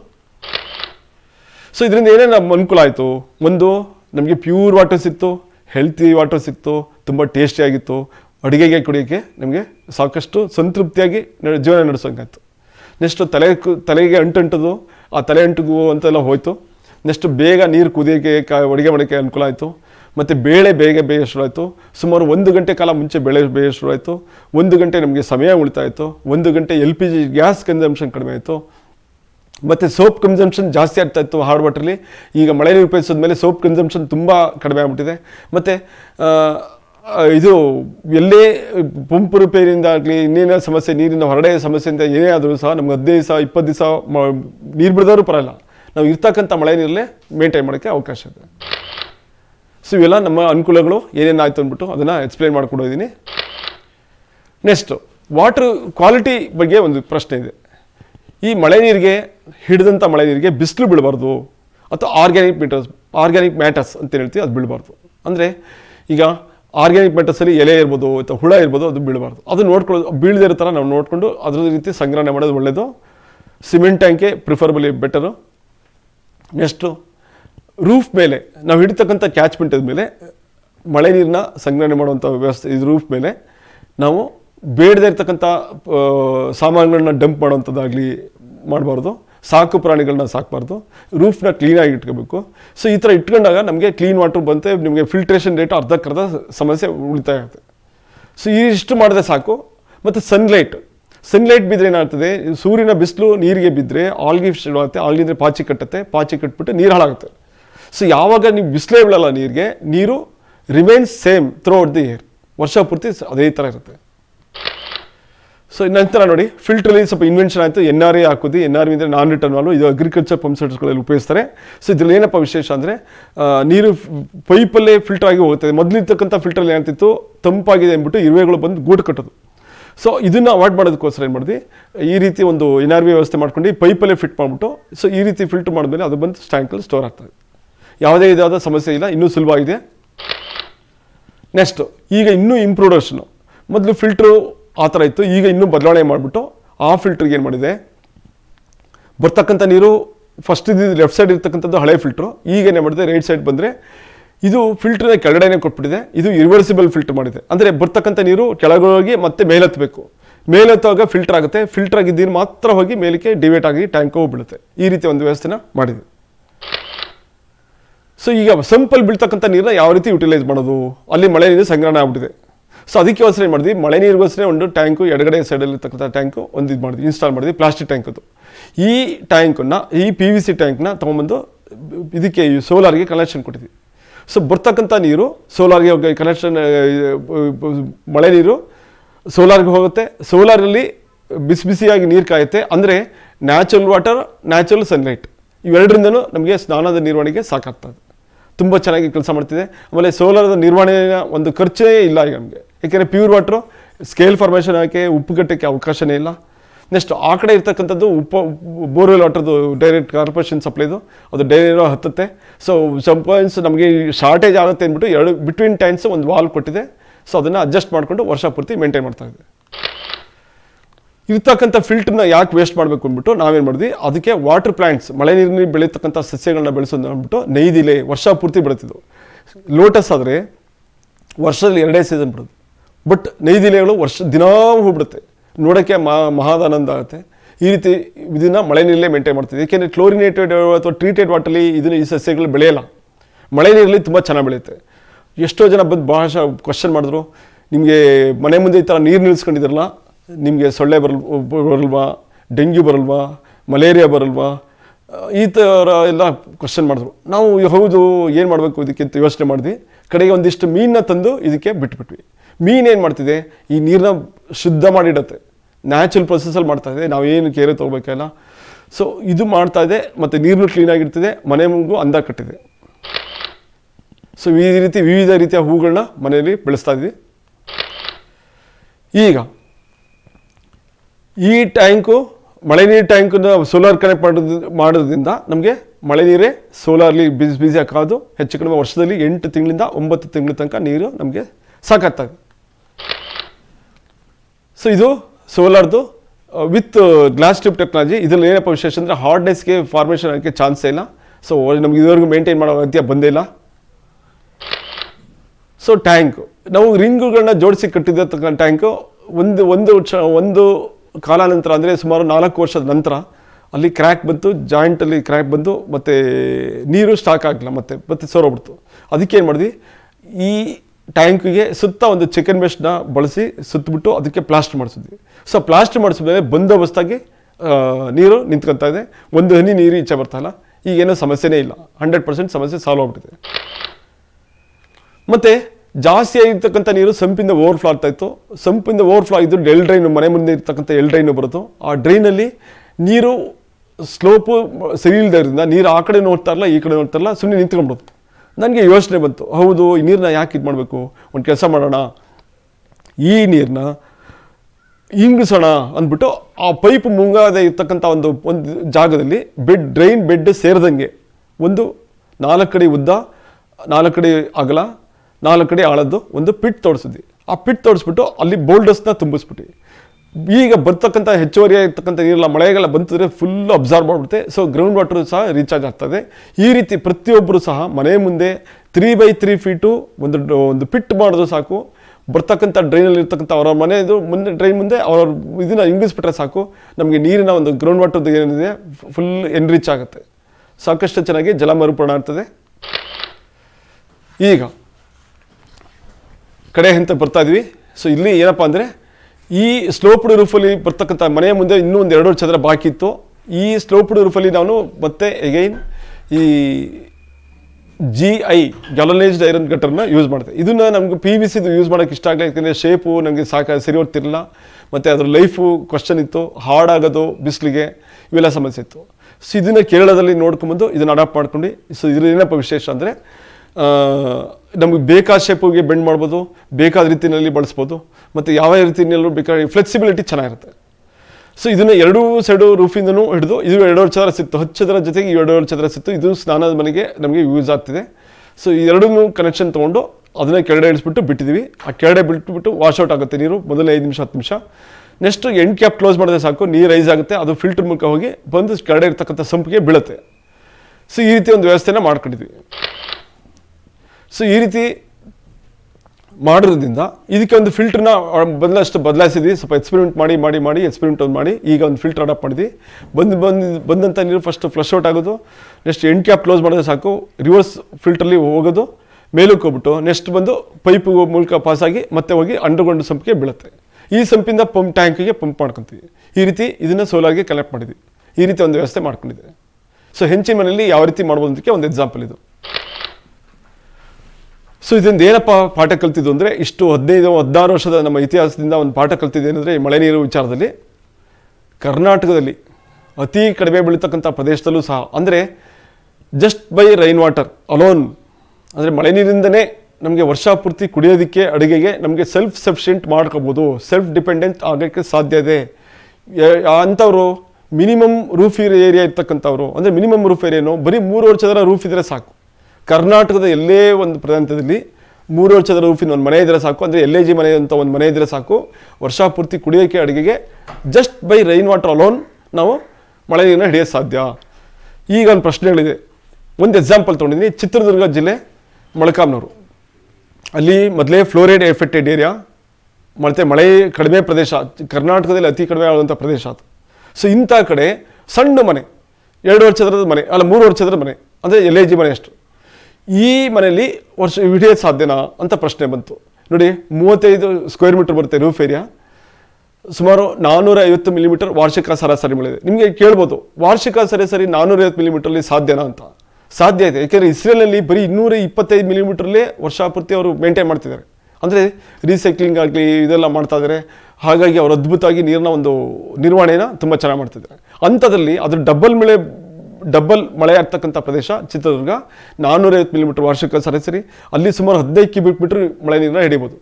ಈ 15 ಕ್ಯೂಬಿಕ್ ಮೀಟರ್ಲಿ, ಅಂದರೆ 15,000 ಲೀಟ್ರಲ್ಲಿ 20% ವೇಸ್ಟೇಜ್ ಕಳೆದ್ರೆ ಸುಮಾರು 12,000 ನೆಟ್ ಕ್ವಾಂಟಿಟಿ, ಅಂದರೆ ಅಷ್ಟು ಪ್ರಮಾಣ ಅಷ್ಟು ನೀರನ್ನ ನಾವು ಕಂಫರ್ಟಬಲಾಗಿ ಹಿಡಿಬೋದು. ಈಗ ಪ್ರಶ್ನೆ ಇರೋದಿಷ್ಟೇ, ಈ 12,000 ಲೀಟ್ರಲ್ಲಿ ವರ್ಷ ಪೂರ್ತಿ ಹೆಂಗೆ ಮೇಂಟೈನ್ ಮಾಡೋದು ಸಾಧ್ಯ, ನಂಬರ್ 1. ನೆಕ್ಸ್ಟು ಎರಡನೇ ಪ್ರಶ್ನೆ ಏನಪ್ಪ ಅಂದರೆ, ವರ್ಷದಲ್ಲಿ ಬೀಳದೆ 3 ಮಳೆ ಹೆಂಗೆ ವರ್ಷ ಪೂರ್ತಿ ಹಿಡಿಯೋದು ಸಾಧ್ಯ? ಇದಕ್ಕೆ ಮುಂದಿನ ಸ್ಲೈಡಲ್ಲಿ ನಿಮಗೆ ಆನ್ಸರ್ ಇದೆ. ಏನಪ್ಪ ಅಂತಂದರೆ, ಈ ನೀರನ್ನ ಕುಡಿಯೋದಕ್ಕೆ ಮತ್ತು ಅಡುಗೆಗೆ ಕನ್ಸಿಡರೇಷನ್ ತೊಗೊಂಡಾಗ, ಈಗ ಒಂದು ಫ್ಯಾಮಿಲಿ ಫಾರ್ ಎಕ್ಸಾಂಪಲ್ ಒಂದು ಫ್ಯಾಮಿಲಿ ತೊಗೊಂಡ, ಅಲ್ಲಿ ಮನೆಯದು ಕನ್ಸಂಪ್ಷನು 20 ಲೀಟ್ರ್ ಪರ್ ಡೇ ಅಡುಗೆಗೆ ಕುಡಿಯೋಕ್ಕೆ ಮಾತ್ರ. ಅವರು 20% ಆಫ್ ದಿ ಹಾರ್ವೆಸ್ಟಬಲ್ ರೈನ್ ಹಿಡಿದಾಗ, ಅಂದರೆ ಈ ಹಾರ್ವೆಸ್ಟಬಲ್ ರೈನು 12,000 ಲೀಟರ್ಸ್ ಇದೆ. ಸೊ ನಮಗೆ 20 ಲೀಟ್ರ್ ಪರ್ ಡೇ ಕನ್ಸಂಪ್ಷನ್ ಆದಾಗ ನಮಗೆ ಸುಮಾರು 120 ದಿವಸ ಬರ್ತದೆ. ಅಂದರೆ 2,400 ಲೀಟ್ರ್ ಟ್ಯಾಂಕ್ ಇಟ್ಟಿದ್ರೆ 20 ದಿವಸ ಥರ ಯೂಸ್ ಮಾಡಿದ್ರೆ 120 ದಿವಸ ಬರ್ತದೆ. ಅಂದರೆ 4 ತಿಂಗಳು ಯೂಸ್ ಮಾಡ್ಬೋದು. ನೀವು ಕೇಳ್ಬೋದು, 20 ಲೀಟ್ರ್ ಕನ್ಸಂಪ್ಷನ್ ನಿಮ್ಗೆ ಹೆಂಗೆ ಬಂತು ಅಂತ. ಸೊ ಇಲ್ಲೇ ಇರೋದು ಪ್ರಶ್ನೆ. ನಾವು ನಮ್ಮ ಅನುಭವದ ಮೇಲೆ ಸುಮಾರಷ್ಟು ಸರಿ ಅದನ್ನ ಕ್ಯಾಲಿಬ್ರೇಟ್ ಮಾಡಿದ್ವಿ. ಕುಡಿಯೋದಕ್ಕೆ ಅಡುಗೆಗೆ ಎಷ್ಟು ಬೇಕಂತ ಜಾರ್ಗಳಲ್ಲಿ ಲೆಕ್ಕಾಚಾರ ಹಾಕಿ ಉಪಯೋಗಿಸಿದ್ವಿ. ಈ ರೀತಿ ಮಾಡಿದಾಗ ನಮ್ಗೆ ಕಂಡು ಬಂದಿದ್ದೇನೆಂದರೆ, ನಮಗೆ 13 ಲೀಟ್ರು ಸಮ್ಮರ್ನಲ್ಲಿ 14 ಲೀಟ್ರ್ ತನಕ ಹೋಗ್ತಿತ್ತು ರೇಂಜ್. 14 ಲೀಟ್ರ್ ಬಿಟ್ಟು ಜಾಸ್ತಿ ಹೋಗ್ತಾ ಇರಲಿಲ್ಲ. 14 ಲೀಟ್ರಿಗಿಂತಲೇ ನಮ್ಗೆ ಸಾಕಾಗ್ತಿತ್ತು ಬೇಸಿಗೆನಲ್ಲಿ, ಕಡು ಬೇಸಿಗೆನಲ್ಲಿ. ಸೊ ಇಂಥದ್ರಲ್ಲಿ ಮಳೆಗಾಲದಲ್ಲಿ, ಚಳಿಗಾಲದಲ್ಲಿ ಇನ್ನೂ ಕಡಿಮೆ ಇತ್ತು consumption. 14 litre is the peak demand for that day. ನಮಗೆ ಒಂದು ಸರಿ ಫಿಲ್ ಆಯ್ತು ಅಂದರೆ 1000 ಲೀಟ್ರದು ಸುಮಾರು 3 ತಿಂಗಳು ಬರ್ತದೆ. ನಮಗೆ ಮೈಸೂರು ಸಿಟಿನಲ್ಲಿ 1,000 ಲೀಟ್ರ್ ಟ್ಯಾಂಕ್ ಕಟ್ಟಿದ್ರೆ, 2.5 ಚದರ ರೂಫ್ ಇದ್ದರೆ, ಬರೀ 2.5 ಚದರ ರೂಫ್ ಇದ್ದರೆ ಸುಮಾರು 1 ವರ್ಷ ಫುಲ್ ಬರುತ್ತೆ. ಹೀಗೆ 4 ಮಳೆ ಬಿದ್ದರೆ ಸಾಕು. ಸೊ ಅದೇ ರೀತಿ ನಾನು ಮೊಳಕಾಮ್ನೂರ್ದು ಎಕ್ಸಾಂಪಲ್ ಇದ್ದೀನಿ, because worst example is always best example. So worst ಕೇಸ್ಗೆ ನಾವು ಡಿಸೈನ್ ಮಾಡಿಬಿಟ್ರೆ, ಅದಕ್ಕೆ ವಿನ್ಯಾಸಗೊಳಿಸಿದ್ರೆ ನಾವು ಎಲ್ಲಿ ಬೇಕಾದ್ರೂ ಅಪ್ಲೈ ಮಾಡ್ಬೋದು, ಕಂಫರ್ಟಬಲ್ ಅಪ್ಲೈ ಮಾಡ್ಬೋದು. ಈ ವರ್ಸ್ಟ್ ಕೇಸಿಗೆ ಸೂಟ್ ಆಗೋದೇ ಬೆಸ್ಟ್ ಇದು. ಈಗ ನೋಡಿ, 20 ಲೀಟರ್ದು ಹೇಳಿದೆ, ಒಂದು ಫ್ಯಾಮಿಲಿ ಕನ್ಸಂಪ್ಷನ್ ಅಂದರೆ 120 ದಿವಸ ಬರುತ್ತೆ ಅಂತ. ನಮಗೆ ಬಳ್ಳಾರಿಯವರು, ಹೈದರಾಬಾದ್, ಕರ್ನಾಟಕದವರು ಸುಮಾರು ಪ್ರಾಂತ್ಯದವರು ಹೇಳ್ತಾರೆ, ಇಲ್ಲ ಸಾರ್ ನಮ್ಮಲ್ಲಿ ಎಲ್ಲ ಸಿಕ್ಕಾಪಟ್ಟೆ ನೀರು ಕುಡಿತೀವಿ, ಸಿಕ್ಕಾಪಟ್ಟೆ ನೀರು ಕನ್ಸಂಪ್ಷನ್ ಮಾಡ್ತೀವಿ, ಹಾಗಾಗಿ ನಮಗೆ 20 ಲೀಟರ್ ಖಂಡಿತ ಸಾಕಾಗಲ್ಲ ಅಂತಾರೆ. ಸೊ ಅವರು ಏನಂದ್ರು, ನಮಗೆ 30 ಲೀಟ್ರ್ ಕನಿಷ್ಠ ಬೇಕೇ ಬೇಕು ಸರ್ ಅಂದರು. ಆಯಿತು, 30 ಲೀಟ್ರಿಗೆ ಬಂದೆ. 30 ಲೀಟ್ರಿಗೆ ನಾನು ಇದು ಮಾಡಿದಾಗ, ಡಿಸೈನ್ ಮಾಡಿದಾಗ ಅವರು ಟ್ಯಾಂಕ್ ಸೈಜ್ನ ದೊಡ್ಡದು ಮಾಡಬೇಕು. ಅಂದರೆ ಎಲ್ಲಿ ನೀರಿನ ಒಂದು ಮಳೆಯ ಸರಾಸರಿ ಕಡಿಮೆ ಇದೆ ಅಲ್ಲಿ ಟ್ಯಾಂಕ್ ಸೈಜ್ ದೊಡ್ಡದು ಮಾಡಬೇಕು. ಸೊ ಅಲ್ಲಿಗೆ 3600 ಲೀಟ್ರ್ ಟ್ಯಾಂಕ್ನ ಪ್ರಪೋಸ್ ಮಾಡಿದೆ. 30 ಲೀಟ್ರ್ ಕನ್ಸಂಪ್ಷನ್ನು, 3600 ಲೀಟ್ರು ಟ್ಯಾಂಕ್ ಸ್ಟೋರೇಜ್ ಕೆಪಾಸಿಟಿ. ಅವರಿಗೆ 3 ಮಳೆ ಬಿದ್ದರೆ ಸಾಕು. ಅಂದರೆ 3600 ಲೀಟ್ರ್ ತುಂಬ ಬಿಡುತ್ತೆ, ಮತ್ತು 30 ಲೀಟ್ರ್ ತನಕ ಕನ್ಸಂಪ್ಷನ್ ಆಗುತ್ತೆ, 120 ದಿವಸ ಬರ್ತದೆ, ಅಲ್ಲಿ 4 ತಿಂಗಳು ಬರ್ತದೆ. ಅಂದರೆ ವರ್ಷಕ್ಕೆ 3 ಮಳೆ ಬಿದ್ದರೆ ಸಾಕು. ಸೊ ಈ ಥರ ಒಂದು ಸಿಚುವೇಶನ್ ಇದೆ. ಇದು ಮ್ಯಾನೇಜ್ಮೆಂಟ್ ಅಷ್ಟೇ, ಜಸ್ಟ್ ಮ್ಯಾನೇಜ್ಮೆಂಟ್. ಇದನ್ನು ಮಿತವಾಗಿ ಎಷ್ಟು ಬೇಕೋ ಅಷ್ಟು ಯೂಸ್ ಮಾಡಬೇಕು. ಅಡುಗೆಗೆ ಕುಡಿಯೋಕ್ಕೆ ಮಾತ್ರ ಯೂಸ್ ಮಾಡಬೇಕು. ಮತ್ತು ಪಾತ್ರೆ ತೊಳಿಕೆ, ಅಕ್ಕಿ ತೊಳಿಕೆ, ಮತ್ತು ಅದು ಇದು ಪಾತ್ರೆ ಇದೆಲ್ಲ ಯೂಸ್ ಮಾಡಿದ್ರೆ ಅನ್ನೆಸೆಸರಿ ವೇಸ್ಟ್ ಮಾಡಿದ್ರೆ ಸಾಕಾಗಲ್ಲ. ಕುಡಿಯೋದಕ್ಕೆ, ಅಡುಗೆಗೆ ಮಾತ್ರ ನಾನು ಕನ್ಸಿಡರೇಷನ್ ತೊಗೊಂಡ್ರು. ಮತ್ತು ದೈಹಿಕ ಪ್ರಕೃತಿಗೆ ಅನುಗುಣವಾಗಿ, ನಮ್ಮ ಬಾಡಿ ನೇಚರ್ಗೆ ಅನುಗುಣವಾಗಿ ಸ್ವಲ್ಪ ವೇರಿಯೇಷನ್ ಆಗ್ಬೋದು. ಮತ್ತು ಸುತ್ತಮುತ್ತಲಿನ ಗಿಡ ಮರಗಳು ಸಾಕಷ್ಟು ಇತ್ತು ಅಂದರೆ ಟೆಂಪ್ರೇಚರ್ ಕಡಿಮೆ ಆಗುತ್ತೆ, ರೂಮ್ ಟೆಂಪ್ರೇಚರ್ ಕಡಿಮೆ ಆಗುತ್ತೆ. ರೂಮ್ ಟೆಂಪ್ರೇಚರ್ ಕಡಿಮೆ ಆದರೆ ಕನ್ಸಂಪ್ಷನ್ ರೇಟು ಕಡಿಮೆ ಆಗುತ್ತೆ. ಕನ್ಸಂಪ್ಷನ್ ರೇಟ್ ಕಡಿಮೆ ಆಗೋದ್ರಿಂದ ನಮಗೆ ಉಪಯೋಗಕ್ಕೂ ಜಾಸ್ತಿ ದಿವಸ ಬರುತ್ತೆ. ಅಂದರೆ ನಾವು ಯಾವ ರೀತಿ ಪ್ಲಾನ್ ಮಾಡ್ತೀವಿ ಅದ್ರ ತಕ್ಕನಿಗೆ ಮಾಡ್ಬೋದು. ಅಂದರೆ ಇಷ್ಟಂತೂ ಓವರಾಲ್ ಸಾರಾಂಶ ಇಷ್ಟೇ. ನಮ್ಮ ಕರ್ನಾಟಕದಲ್ಲಿ ಅತಿ ಕಡಿಮೆ ಜಾಗ 2.5 ಚದರ ರೂಫು ಅಥವಾ 3.5 ಚದರ ರೂಫಲ್ಲೂ ಸಹ ನಮಗೆ ವರ್ಷ ಪೂರ್ತಿ ಆಗುವಷ್ಟು ಮಳೆ ನೀರನ್ನ ಕುಡಿಯೋದಕ್ಕೆ, ಅಡುಗೆಗೆ, ಹಿಡಿಯೋಕ್ಕೆ ಸಾಧ್ಯ ಇದೆ, ಉಪಯೋಗಿಸೋಕ್ಕೆ ಸಾಧ್ಯ ಇದೆ. It will gives the drinking water security throughout the year just by rain water alone. So ಇದಕ್ಕೆ ಎಕ್ಸಾಂಪಲ್ಗಳು ನನ್ನದೇ ಒಂದೇ ಇಲ್ಲ, ಈ ಥರ ಬೇಕಾದಷ್ಟು ಎಕ್ಸಾಂಪಲ್ ಇದೆ. ಅದಕ್ಕೆ ಶ್ರೀ ಪಡ್ರೆ ಅವರು ಸಹ, ಅವರು ವಾಟರ್ ಜರ್ನಲಿಸ್ಟ್ ಆಗಿದ್ರು. ಸುಮಾರು ಕರ್ನಾಟಕದಂಥ ಪಿತಾಮಹರವರು ರೈನ್ ವಾಟರ್ ಹಾರ್ವೆಸ್ಟಿಂಗು ಮತ್ತು ಸಂಬಂಧಪಟ್ಟಂತೆ ಸಾಕಷ್ಟು ಅವೇರ್ನೆಸ್ ಮೂಡಿಸಿದರೆ ಕೇರಳದಲ್ಲಿ ಮತ್ತು ಕರ್ನಾಟಕದಲ್ಲಿ. ಇವರು ತಮ್ಮ ಒಂದು ಲೇಖನದಲ್ಲಿ ಬರೀತಾರೆ, ಮಿತಮಳೆಯ ಊರು 300 ಅಡಿ ಸೋರು. ಇದು ಅಷ್ಟೇ ಒಬ್ಬರದ್ದು ಕತೆ. ಇವರು ತಮ್ಮ ಅನುಭವಗಳನ್ನ ಹಂಚ್ಕೊಂಡಿದ್ದಾರೆ, ಅದ್ರ ಬಗ್ಗೆ ಭಾಳ ಡೀಟೇಲ್ ಇದೆ. ಸೊ ಇಲ್ಲಿ ಫೋನ್ ನಂಬರ್ ಸಮೇತ ಇದೆ, ತಾವು ಫೋನ್ ಮಾಡಬೇಕಾದ್ರೆ ವಿಚಾರಿಸ್ಬೋದು, ಇಲ್ಲ ಇದನ್ನು ಓದ್ಬೋದು. ಇದು ಜಸ್ಟ್ 3 ಚದರ ರೂಫಲ್ಲಿ ವರ್ಷ ಪೂರ್ತಿ ಯಾವ ರೀತಿ ಮೇಂಟೈನ್ ಮಾಡ್ತಿದ್ದೀವಿ ಅನ್ನೋದಕ್ಕೆ ಒಂದು ಎಕ್ಸಾಂಪಲ್ ಇದು. ಅದೇ ರೀತಿ ಇನ್ನೂ ಒಂದು ಎಕ್ಸಾಂಪಲ್ಲು, ಮೇಲ್ಚಾವಣಿ ಇದ್ರ ಮೂಲಕನೇ ಬರ್ತಕ್ಕಂಥ ರೂಫ್ ವಾಟರ್ನೇ ಒಂದು ಫೆರೋಸಿಮೆಂಟ್ ಟ್ಯಾಂಕು ಬಿಟ್ಕೊಂಡು ಆ ಟ್ಯಾಂಕಲ್ಲಿ ವರ್ಷ ಪೂರ್ತಿ ಯಾವ ರೀತಿ ಮೇಂಟೈನ್ ಮಾಡ್ತಿದ್ದಾರೆ, ಅದು ಬೆಂಗಳೂರು ಅಂತ ಕಡೆ ಹೆಂಗೆ ಸಾಧ್ಯ ಇದೆ ಅಂತಂದ್ಬಿಟ್ಟು ಡೀಟೇಲಾಗಿ ಎಕ್ಸ್ಪ್ಲೇನ್ ಮಾಡಿದ್ದಾರೆ. ಅದೇ ರೀತಿ ಮೈಸೂರಿನ ಕುವೆಂಪು ನಗರದಲ್ಲಿ ಒಬ್ಬರು ಡಾಕ್ಟರ್ PS ಗೌಡ ಅಂತಂದ್ಬಿಟ್ಟು, CL ಗೌಡ ಅಂತಂದ್ಬಿಟ್ಟು ಒಬ್ಬರು ಇದ್ದಾರೆ. ಅವರು ಸಹ ಅದ್ಭುತವಾಗಿ ಈ ರೀತಿ ಒಂದು ಟಂಕ ಪದ್ಧತಿ, ಅಂದರೆ ರಾಜಸ್ಥಾನ ಮತ್ತು ಹೈದರಾಬಾದ್ ಅಂತ ಕಡೆ ಟಂಕ ಅಂತ ಉಪಯೋಗಿಸ್ತಿದ್ರು, ಅಂದರೆ ಅಂಡರ್ಗ್ರೌಂಡ್ ಸಂಪ್, ಅದನ್ನು ಬಳಸಿ. ಅಂದರೆ ಇವರು ಹೈದರಾಬಾದ್ ಬಿಟ್ಟು ಅಲ್ಲಿ ಸ್ಟಡಿ ಮಾಡ್ಕೊಂಬಂದು ಮನೆಯ ಒಳಗಡೆನೇ ಒಂದು ದೊಡ್ಡ ಸಂಪ್ ಮಾಡಿಸಿ ರೂಫ್ ವಾಟರ್ ಎಲ್ಲ ಬಂದು ಫಿಲ್ಟ್ರಾಗಿ ಆ ಸಂಪ್ಗೆ ಹೋಗ್ಬಿಡ್ಬೇಕು. ಸಿಕ್ಕಾಪಟ್ಟೆ ಸ್ಟೋರೇಜ್ ಮಾಡಿದರೆ ತುಂಬ ಚೆನ್ನಾಗಿ ಯೂಸ್ ಮಾಡ್ತಿದ್ದಾರೆ. ಇವ್ರದ್ದು ಒಂದು ಬೆಸ್ಟ್ ಎಕ್ಸಾಂಪಲ್ ಇದೆ. ಸೊ ಇಷ್ಟನ್ನು ಹೇಳ್ತಾ ನಾನು ಇವತ್ತಿನ ಒಂದು ಸೆಷನ್ನ ಮುಕ್ತಾಯಗೊಳಿಸ್ತಾ ಇದ್ದೀನಿ. ಇದರಲ್ಲಿ ರೈನ್ ವಾಟರ್ ಹಾರ್ವೆಸ್ಟಿಂಗ್ ಬಗ್ಗೆ ಮಾತ್ರ ನಾನು ತೊಗೊಂಡಿರೋದು. ಸೊ ಇದರಲ್ಲಿ ಏನೇ ನಿಮಗೆ ಅನಿಸಿಕೆಗಳು ಅಥವಾ ಕಾಮೆಂಟ್ಸ್ ಏನಾದರೆ ಅಥವಾ ನಿಮ್ಗೆ ಏನೋ ಡೌಟ್ಸ್ ಇದ್ದರೆ, ಕ್ಲಾರಿಫಿಕೇಷನ್ ಬೇಕಾದರೆ ನಮ್ಮ SID ಚಾನಲ್ ಯೂಟ್ಯೂಬ್ ಚಾನಲ್ಗೆ ನಾವು ಮೆಂಬರ್ ಆಗ್ಬೋದು. ಅದ್ರ ಮೂಲಕ ನಾವು ಮೆಸೇಜ್ ಕಳಿಸಿದ್ರೆ ನಾವು ಅದಕ್ಕೆ ಸಮಂಜಸವಾದ ಉತ್ತರನ ಕಳಿಸ್ತೀವಿ. ಸೊ ಇಲ್ಲಿ ಅದನ್ನು ಹೇಳೋಕ್ಕೆ ಮುಂಚೆ ನನ್ನೊಂದು ಮಾತು ಹೇಳೋದಿದೆ. ಇದನ್ನು ನಿಮ್ಮಲ್ಲಿ ಪ್ರಯತ್ನ ಮಾಡಿ. ಈಗ ಮಾನ್ಸೂನ್ ಶುರು ಆಗ್ತಾ ಇದೆ. This is the right time. ನೀವು ಈಗ ಸಮಾಜ ಬದಲಾವಣೆ ಯಾರ್ದಾರು ಏನಂತೆ, ಯಾರು ಮಾಡಿಸ್ಲಿ ಯಾರು ಬಿಡ್ತೀವಿ, ನಮಗೇನಂತೆ ನಾವೇ ಬದಲಾಗ್ಬೋದಲ್ಲ ಅಂತ ನನ್ನ ಒಂದು ಸಂದೇಶ ನಾವು ನೀಡ್ತಾ, ಅಂದರೆ ನಾವು ಬೇರೆಯವ್ರ ಬದಲಾವಣೆ ಆಗಲಿ, ಕಾರ್ಪೊರೇಷನ್ ಮಾಡಲಿ ಅಥವಾ ಮುನ್ಸಿಪಾಲ್ಟಿಯವ್ರು ಮಾಡಲಿ ಅಂತ ಕಾಯೋದು ಬೇಡ. ಈಗಲೇ ಎಷ್ಟು ಟೈಮ್ ನಾವು ವೇಸ್ಟ್ ಮಾಡ್ಕೊಂಡಿದ್ವಿ. ಈಗಾಗಲೇ ಮಳೆಗಾಲ ಶುರು ಆಗ್ತದೆ. ಇದಕ್ಕೆ ಬೇಕಾದಂಥ ರಾಕೆಟ್ ಟೆಕ್ನಾಲಜಿ ಏನು ಬೇಕಿಲ್ಲ, ಭಾಳ ಸರಳವಾದ ವಿದ್ಯೆ ಇದು. ನಾವೇ ನಮ್ಮ ಕೈಯಾರೆ ಅಡಾಪ್ಟ್ ಮಾಡ್ಕೋಬೋದು, ಏನೂ ಸಮಸ್ಯೆ ಇಲ್ಲ. ಇದನ್ನು ಮಾಡಿಕೊಂಡು ನೀವೇ ಇನ್ನೊಬ್ರಿಗೆ 4 ಜನಕ್ಕೆ ಹೇಳೋ ಸ್ಥಿತಿಗೆ ಬರಬೇಕು ಅಂತ ನನ್ನ ಒಂದು ಅಭಿಲಾಷೆ. ಇಷ್ಟನ್ನು ಹೇಳ್ತಾ ಈ ಸೆಷನ್ನ ಮುಗಿಸ್ತಾ ಇದ್ದೀನಿ. ಸೊ ಇದು ನಿಮಗೆ ಡೌಟ್ಸ್ ಇನ್ನೂ ಇತ್ತು ಅಂತಂದರೆ SID ಚಾನಲ್ಗೆ ಮೆಸೇಜ್ ಕಳಿಸಿದ್ರೆ ನಾವು ಅದಕ್ಕೆ ರಿಪ್ಲೈ ಕೊಡ್ತೀವಿ. ಧನ್ಯವಾದಗಳು. Thank you.